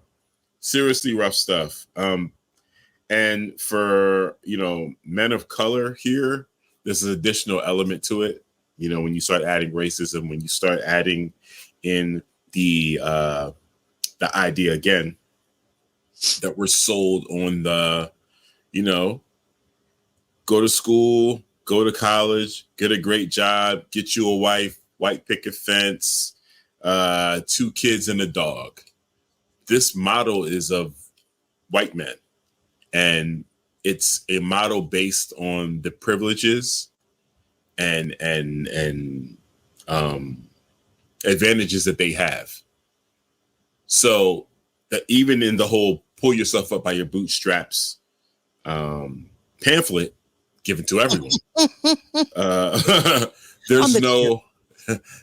there's no amended version that says no matter what you do and how hard you try, black man, this is what it's going to take for you to be on a semblance of that level. This is the 4 times the amount of work, the breadth of effort. It's not the same for you as it is for him. This is what your situation looks like. Right. A lot of us, we're not even considering that. And we internalize it after all the work we're doing. I still don't have it. I'm still struggling. It's still check to check. It's still robbing Peter to pay Paul. And wow, man, now what? So we blame ourselves for failing at capitalism, as opposed to capitalism fucking sucks. And it's extremely destructive. Yeah. Like, yeah, it's harmful. It's going to kill us. And it has to make us all think that we have the same shot. Yeah. Like, that's the only way. You got to get people to buy in. Yeah. And the way that things just are fully normalized by the time, like, it doesn't take that long for it to just be baked in now. Like, that's just the culture, and that's just what we do. Like, I'm too many examples are like jumping in my head, but we. Oh, I lost my point. Dang. Way too many examples jumped in your head. Apparently. They did, and I was like, stop. I'm gonna forget my point. Like, and I did. Too many examples, like that were just analogous that to the whole point. And now, who knows? Fuck capitalism. I think that was the point you were trying to make. It certainly is. It's always my point. It is wild to me how it has been. It is so normal. It is so baked in that even questioning it will have someone call you radical. Like just being like, hey, this just doesn't even seem like it's the best economic system out of the things you've just presented. Right. It's like you're anti-American or something, which, okay. But also, you can't show me where it actually is not destructive. Yeah, how does it benefit Americans? Like, how does it actually benefit people? If it's a handful of people get to be in control of everything. Like, there's no reason that Bill Gates should be able to also own all the seeds. Like, is it him? Who? Yeah, like, that has the seed bank. Yeah. What? Monsanto's has the lock on all the agricultural seeds, but yes, Bill Gates does have a seed bank, and he has been collecting seeds for over a decade now. Okay, see, I think I just put two things together in my head. My bad. What's the seed bank do? Just to have them? Well, that's the thing. We don't know what he's doing with them. I don't even remember what he told people he was doing with them, but he has I believe he has the largest archive of seeds. Original seeds. Okay. That's something I guess I'll look into later. It's probably from Mars. If I had to guess, I'd say it's probably for Mars. Yeah. Probably for future colonization. Yeah. 3 days ago, the Gates Foundation pledges $1.4 billion to help farmers. The foundation will spend at least $1.4 billion over the next 4 years to help farmers in sub-Saharan Africa and Asia to help them adapt to extreme weather. I think they mean Mars. Yeah. Let's get you guys ready. Let's get you guys ready for the big show. Yeah.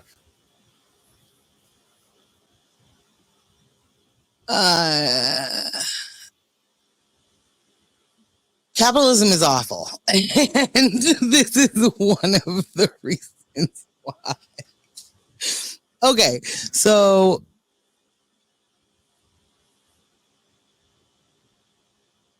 I don't know. I don't know how we actually change anybody's mind, at this point, when you are living in some of the worst symptoms and conditions of capitalism. Mm-hmm. I think, are there people that really just think it's just people? Yeah, definitely. There are people that think it's just people. There are people that think it's themselves.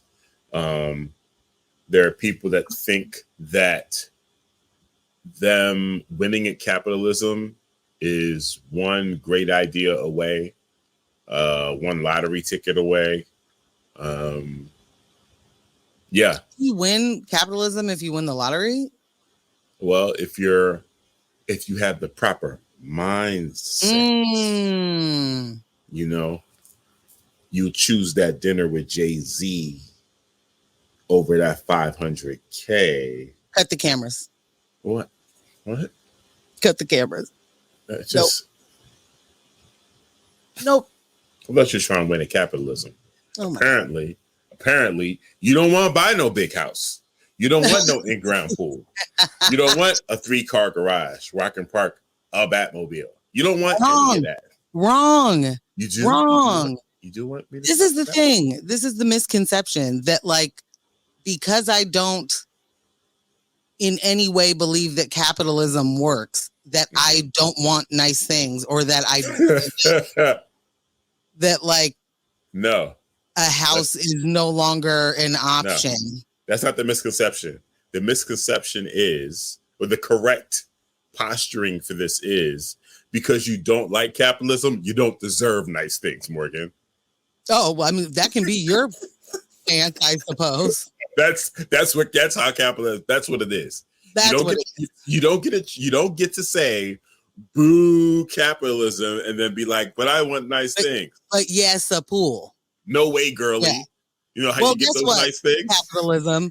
Your fucking climate, you changing the climate so much means I need a pool in the Pacific Northwest. And that's your bad. You need a pool and air conditioning. And air conditioning. Didn't used to need that. You've made it the South over here. Yeah, cray. That's like you have some explaining to do. I don't think you want to bring this up with me. Capitalism. I don't think capitalism. I don't think you want to do that. Yikes. No, that is a misconception, though, that there's like, you can't have a car if you think that everybody should get paid a fair wage. Like, that's the first place they go, right? Yeah. Oh, well, why don't you just move people into your house then? I'm just saying everyone deserves housing. It's the wildest thing out there. The most like self-centered, immediately someone else getting something is taking from you. Yeah. Like that mindset's wild. Scarcity. For you to, like that person's example of your kid wants to go do something, you make them do chores, you give them $10, their siblings want to go, and now you say you have to split the money. Like, you really think that that's how that works? That is that just you think what sharing is too? You know what I mean? Is that what sharing has been for you? Like, people take your things that you earned, that you worked for, that you worked real hard for, and then just got robbed. Yeah, that's how share. Is that sharing for you? Wow. Sorry about that. Rough. That's rough.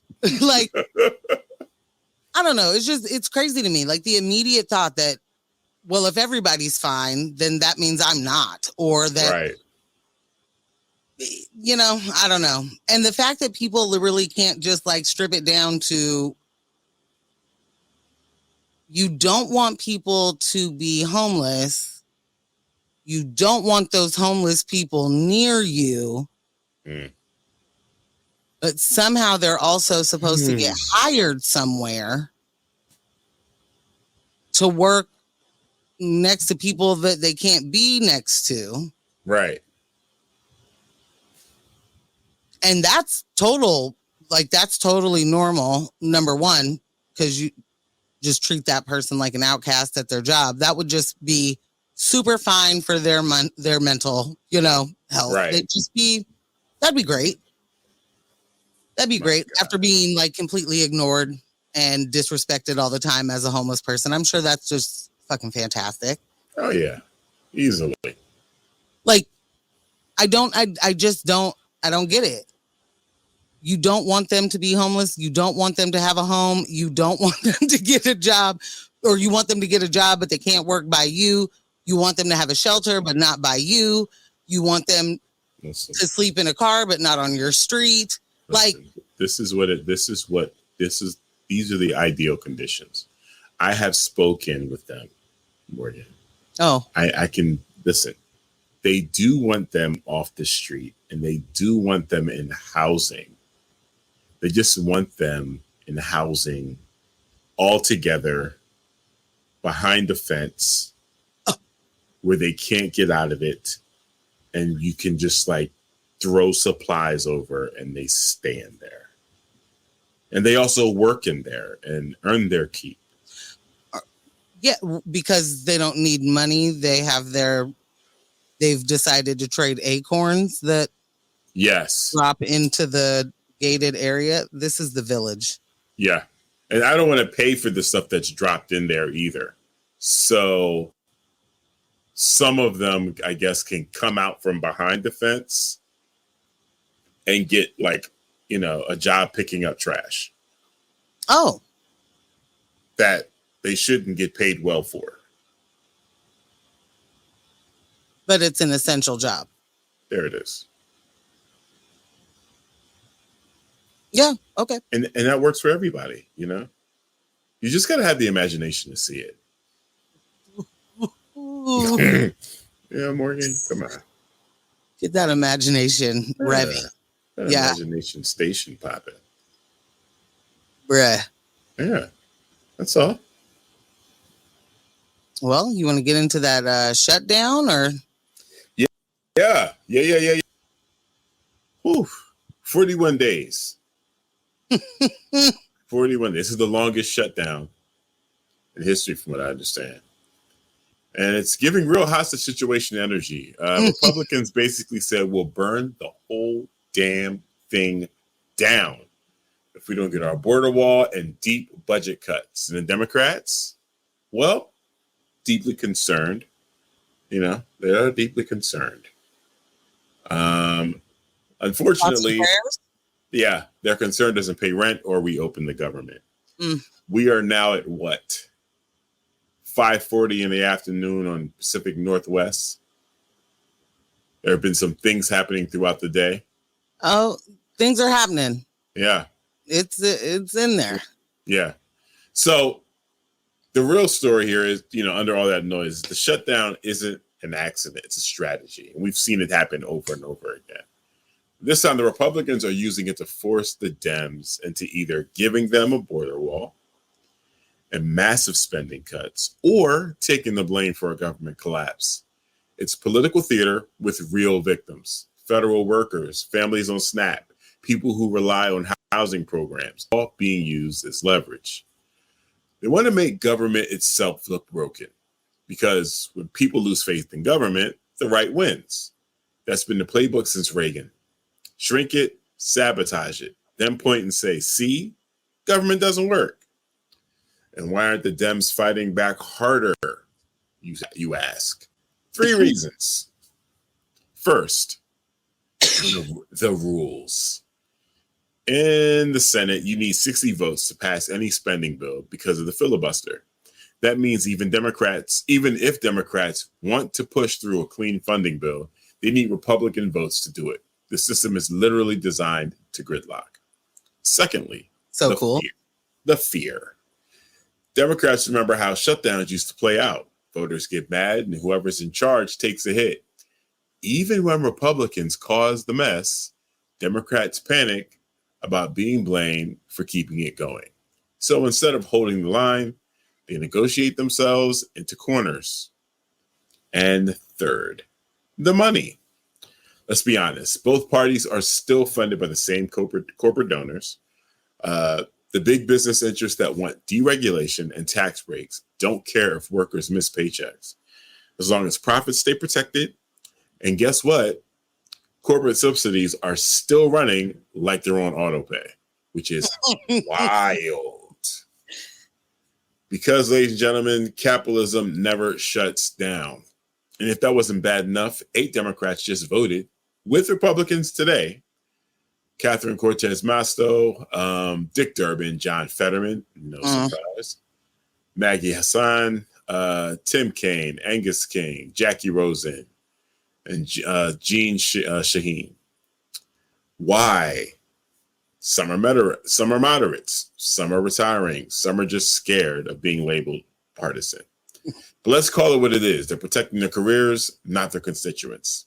So what's the bottom line? The shutdown isn't about budgets or borders. It's about power. It's about who gets to decide how this country spends its money, who benefits from the chaos, and who's left holding the bag. And every single time, it's the working class paying the price while the money machine keeps on rolling. Because when the government shuts down, the suffering stays local. but the profits, they go national, baby. Ridiculous. Quite so many things about this shutdown.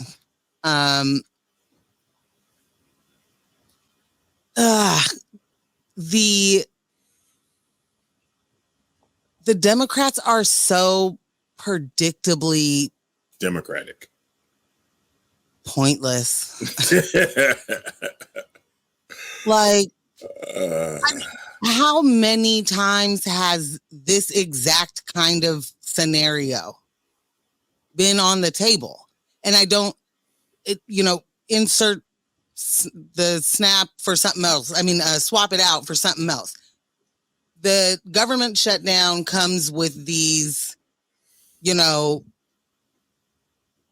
extra urgent crises. Yeah.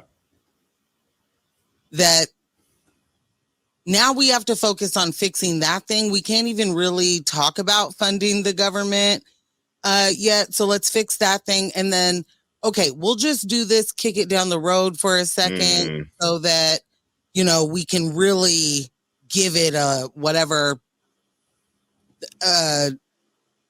give it a good look and, Yeah. Let's get some eyes on it. We'll negotiate. Never to be heard of ever fucking again.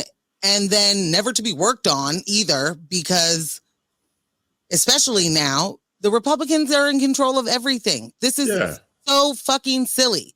They're in control of everything. They are the reason this shutdown is happening.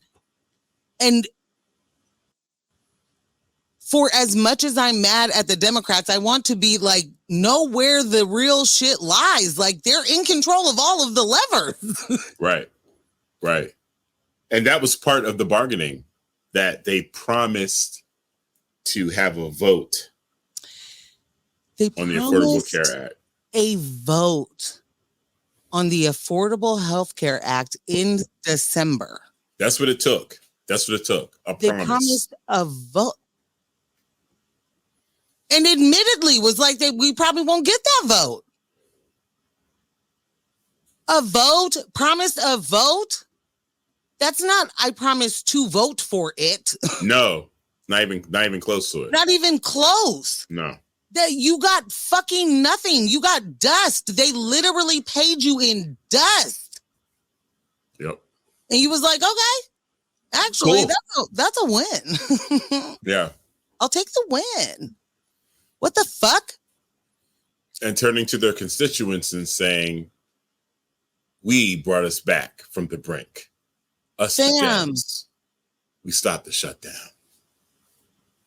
Like, are you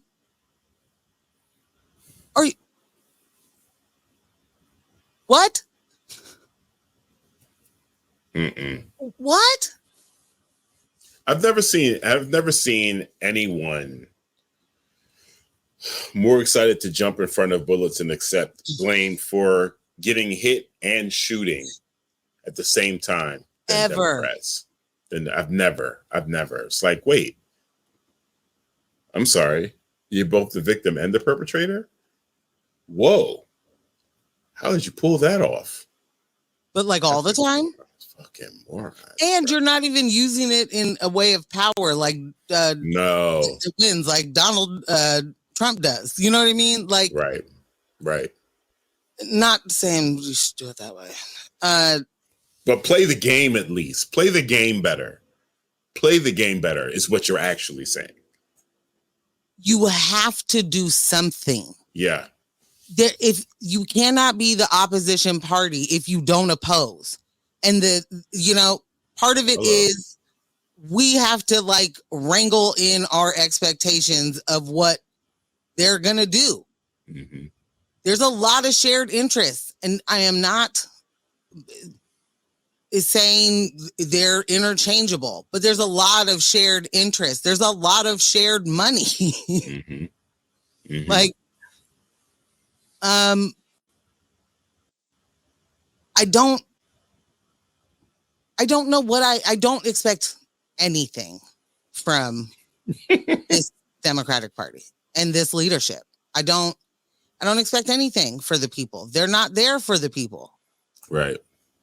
And so I don't expect it. I just also don't really understand the idea of holding out this fucking long if you were going to cave for nothing anyway. Like if it was just, if you were literally just going to fold.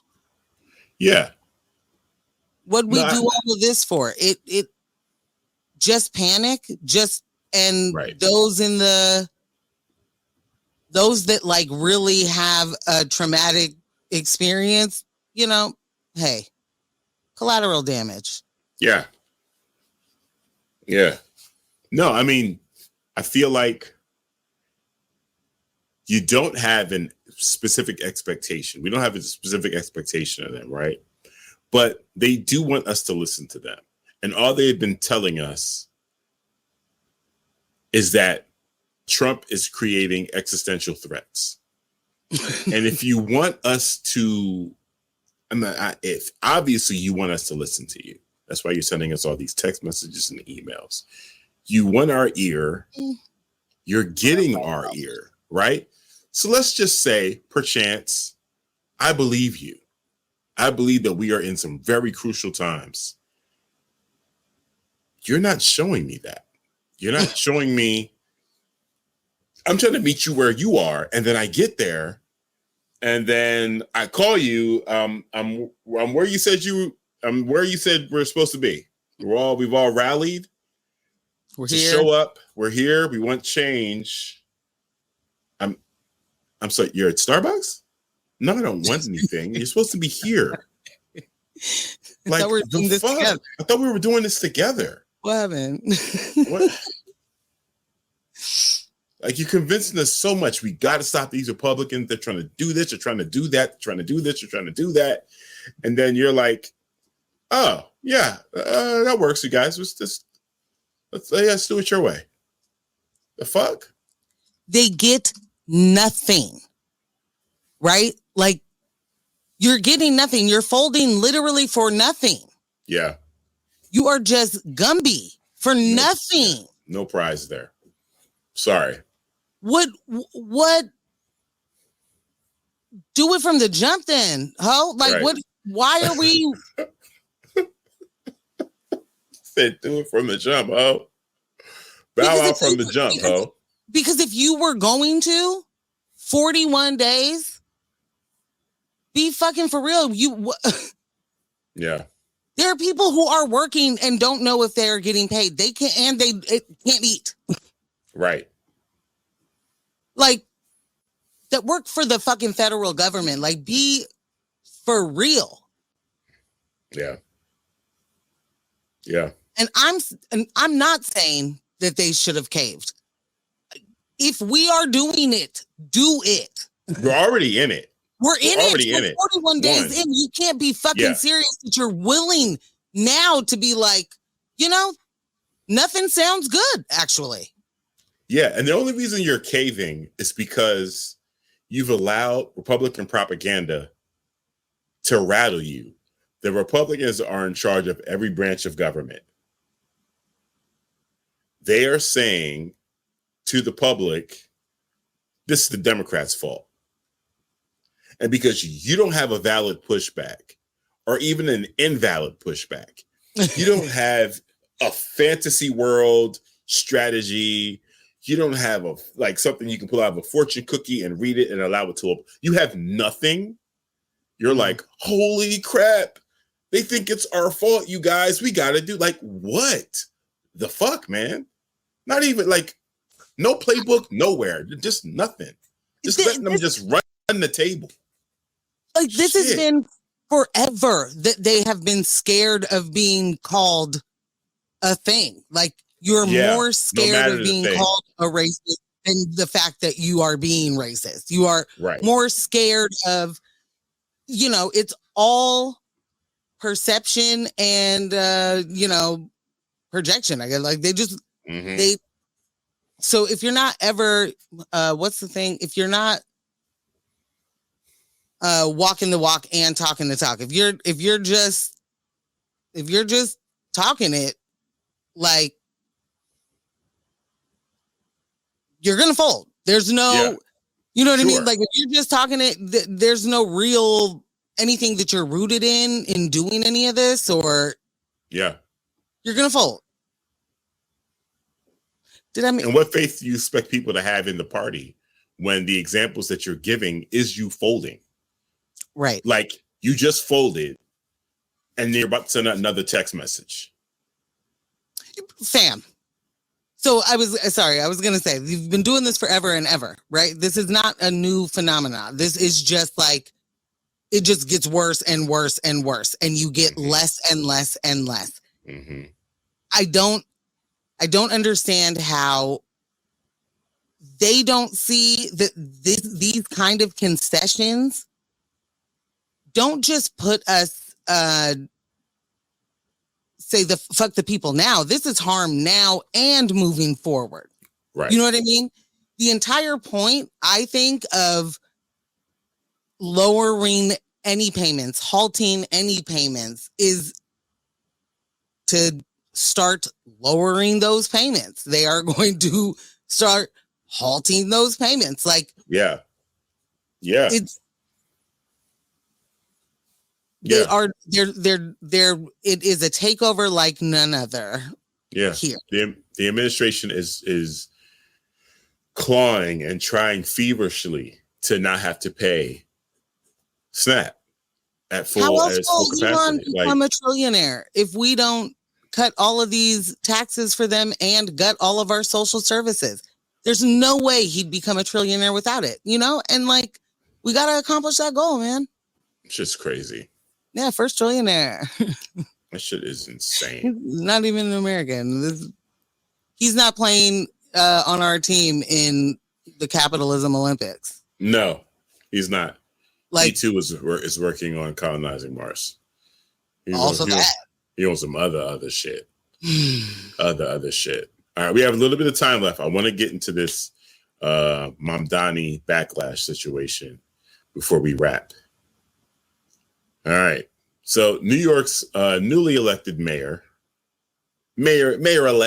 Zohran Mamdani is facing criticism from prominent political commentators over what some described as the aggressive tone of his victory speech. Moments after becoming the city's first Muslim and youngest ever mayor at 34. I mean, imagine, huh? Starting your big league career, political career at 34. Wow. So much time left. CNN's David Axelrod, Van Jones, Alyssa Farah Griffin each took issue with Mamdani's delivery, calling it shouted, Trumpian, and off-key compared to his campaign persona. It was a shouted speech rather than a conversation with the city, Axelrod said. Farah Griffin likened Mamdani's tone to former President Donald Trump's fiery rallies, calling it unnecessarily combative. What the fuck are you talking about? I'm sorry. I don't know why I said former, current president. But yeah.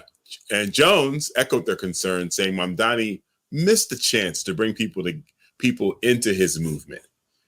The Mamdani we saw on the campaign trail. Angry. He was an angry black man up there. here's my question, Van. With the percentage of the vote that he won and the amount of people that turned out for this, the record number of people that turned out to vote, is he missing a chance to bring people into the movement? I feel like he's brought a lot of people into the movement. Sounds like a lot of people in the fold. Yeah, and now it's time for him to, or at least show us him working on the things that he promised. And I think that might bring more people in. But you know what? You know, Van, you've been mayor so many times. Your advice is so valuable. He said the Mamdani we saw on the campaign trail, warm, embracing, calm, wasn't the one we saw tonight. Yeah, it's a completely different event. Yeah. Weird that we saw a different side of this person. That's strange. Yeah, weird. Jones said this on CNN's election night broadcast. He was sharp. He was yelling And that's not the Mamdani that connected with working class voters on TikTok and in those interviews. I think he lost an opportunity to expand his base. Van, you nor any centrist corporate Democrat, you have no idea what it takes to win the race as a Democrat. You know how I know? Because the people you assholes picked keep losing. Mm-hmm. You've been campaigning and taking shots at him the entire time. No matter how much evidence there was of the groundswell of support. Like you're standing outside of a room filled with people stacked on top of each other, willingly in that room, singing praises. And you're on the other side of the door like, that's just that he needs more support. This just can't be sustained. You should listen to me out here in the hallway, completely empty with no one else in it. By myself. I know. That's not going to continue to work. What? Just say APAC doesn't. Okay. So just be upfront with it. Just be upfront with your APAC talking points. We don't like it. Get out of here. APAC doesn't like them, therefore I do not. Yeah. Yeah. With about 90% of ballots counted, Mamdani held a commanding 50.4% of the vote, defeating independent candidate and former governor Andrew Cuomo at 41.6% and Curtis Sliwa at 7.1%.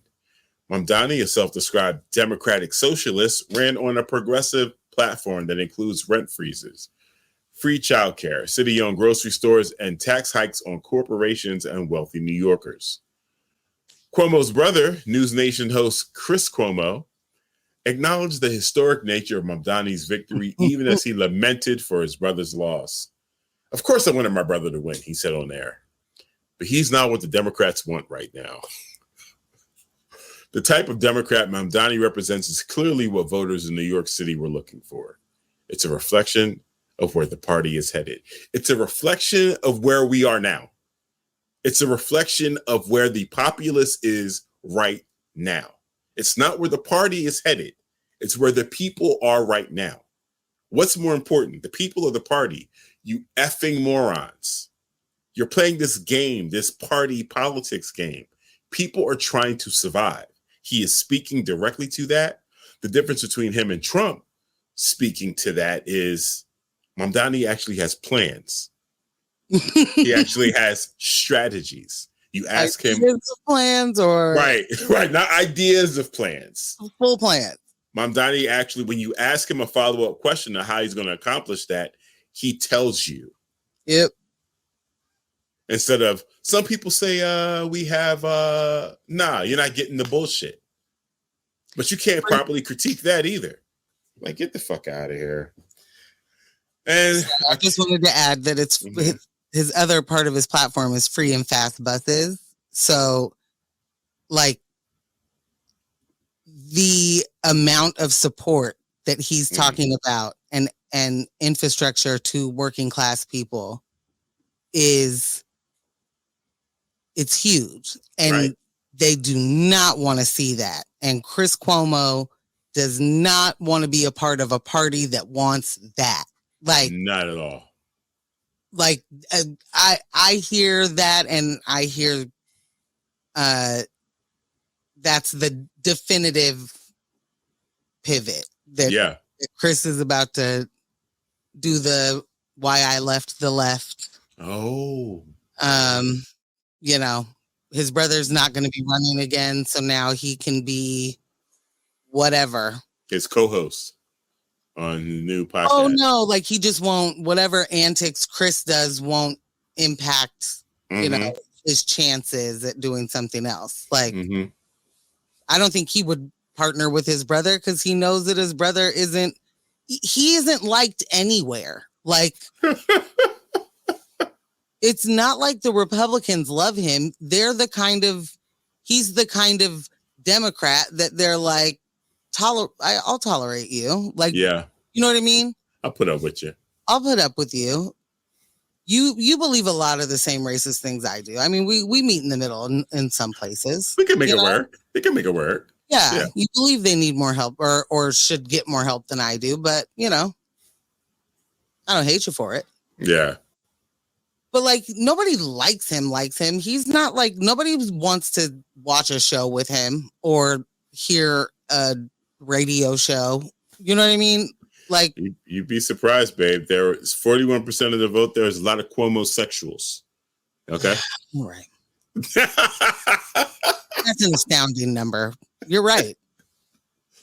A lot of Cuomo-sexuals. There are people out there that want to hear him whine, that want to hear his lies, that want to be convinced that they did, even though we lost, we had the right frame of mind. And just you wait. Now we get to sit on the sidelines and we get to wait and watch and tell everyone, see how right we were about this guy?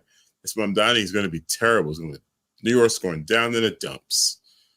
Yeah. Except for it'll be like they're actively working against him in the background and not funding the programs and not allowing the implementation of any of the programs, and then pretending that they're on the sidelines saying, look at this guy not even getting anything fucking done. Look 100%. What you guys voted for. 100%. We need someone who will really clean up the city now. This is a story that we are all too familiar with. Anyone living in the city that's had any type of progressive leadership or your citizenry has voted on progressive ideals, this is all too familiar. So, great. Mamdani is in. Now, it's going to be the 22 million that went up against him. They are willing to triple down on that to obstruct every single thing that he wants to do. Of course. Because he cannot. Right now, people are voting. They've imagined a new New York. They've imagined possibilities of things that never existed all at the same time. They're imagining utopia, right? If he delivers that, and this is why we've been calling this local news, what's been happening in New York. Yeah. If he delivers that, that is the strategy, that's the blueprint. That's the baseline. To be duplicated in cities all throughout the U.S. Right. And it will, unobstructed, it spread like wildfire. So they have to obstruct. And first in New York and anywhere else that wants to follow suit. We watch them do the same thing with the squad.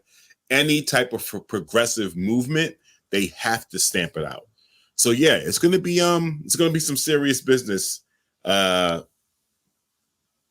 during his administration. And I really, really, especially for the content creators that are in the political landscape, I really, really need them to take this seriously, not just be doing shit for clicks. I came across a clip from the Native Land Pod, and it said, Mamdani is not the face of not the new face of the Democratic Party. I saw another clip from another podcast. It was like, Mamdani won, but did we? Listen, y'all remember how I felt going into November about Kamala. She's not my candidate, but you pick your weakest opponent. That should have just been a very, very basic and easily understandable concept for a lot of people. We got Mamdani in. And I say we, because in this situation, like we're all New Yorkers, right? Yeah. Like consciously said there were people in his state that were going to the polls excited because they thought they had the ability to vote for Mamdani. Okay, I don't know how, but I'm here for it. Like, you know what? It brought you out. They thought that's how effective his campaign Wrong game was. Everything, huh? Nationally. That's how effective his campaign was nationally. People everywhere. People in other places were like, yeah, go mom. Okay, all right, let's go. Let's go. Yeah. So to that point, having people using independent media as entertainment, you're duplicating what Fox News is doing. You're duplicating what CBS is doing. Oh. We can't afford that. We can't afford for you to be playing these games. He got in. He's going to have significant, unprecedented opposition. Yeah. Any critiques that you have, wait for the man to start working. Bruh. At the very least, people are like, Mamdani won. Well, what about, do you know who the current mayor is? Like, fam, do you know who the current mayor is? Are you keeping your eye on that ball at all, or are we just moving right forward? What the hell? He's not inaugurated yet. Like, he's still mayor-elect, friends. Like, come on, y'all. Come on. The bus won't be free tomorrow. That's not how it works. Yeah, I'm just having less and less tolerance for, the bullshit. And we're in the end game, guys. We're in the end game. Let's stop fucking around. Please, let's be more responsible as media creators. Let's stop fucking around. Let there be a clear distinction between the people that are here for clicks and the people that actually give a fuck. Especially media creators from communities of color. Like, let's stop fucking around, because you know how this works. You know who suffers first. You know who suffers the hardest. If you need to be doing this for dollars, I need you to pivot and start making different content. Don't play in these politics like that. Please don't. Like, please don't. Please don't. We can't afford it. Are they just clickbait? I don't mean just, but are they clickbaiting and the titles are clickbait, or is the content like, this is not a good look for the Democratic Party? Or it's both. It's both clickbait titles, but then also there's this uprising in wanting to play devil's advocate. There's this contrarianism. There's this, there's this, since everyone loves them, there's got to be something that you guys aren't seeing. And we're telling y'all, just you wait. It will reveal itself. There's something. But I don't want to say too much, but just you wait. Oh. If you don't go to fuck on somewhere. Yeah. Don't do speculation. Like, just you wait. Listen, don't do any of it. Do the news. Yeah. Do the goddamn news. You want me to trust you as a journalist? You want me to trust you as a media head? Do the news. Do the news. I mean, to be fair, some people are not doing the news. They are commenting on, a headline or two. And no shade. If you are meant to be taken seriously and your opinion is meant to be taken seriously, I think you got to do a little bit more digging into a thing, Facts. Yeah. To quote one Morgan Jones, just be fucking for real for once. And you can wrap us up. Done. That's another News with My Fiance. Monday night, Raw, live, in person, live Raw, in the books. Thank you for spending this quality time with us. Yes. This episode was made possible by our in-studio crew. Normal in-studio crew. Kyle G, Residual Audio, Jess, and Remote Quality Control, Michelle and Ross. Shout out to our sponsors, studio sponsors, L&J Industries, for providing very dope space for us every single week. And of course, big thanks to y'all for watching, listening, and staying engaged with us. Stay engaged with us all week. Follow us on Instagram at News with My Fiance. Follow Ambush at ScamBeezy. Follow me at Portland Morgan. Become a member and sock it to our pockets over at patreon.com/News with My Fiance. Check out the merch over at newsmyfiance.com/merch. More designs are coming soon. Treat yourself to win at everything. Again, we are within the holiday season. If that's how you participate, hey, man, grab a couple things. I'm sure you're going to love it. And special thanks to our fiancés that are putting their money where their mouth is. And definitely a huge shout out to our free 99 fiancés as well. But you know the deal? All of y'all. You know the deal. Don't let the individual distract you from the systems. Poverty is a policy choice. People over profits. Power to the people. No war, but class war. Go hard on systems and not people. Not each other. Not us. And we will be back with you Thursday morning on X-Ray FM at 7:30, right before Tom Hartman. All right, y'all. Bye. We out. Thanks for tuning in. And you can catch this show streaming live on YouTube every Monday night from 6:30 p.m. to 8:30 p.m. And our podcast episodes are available everywhere you listen to podcasts except Spotify.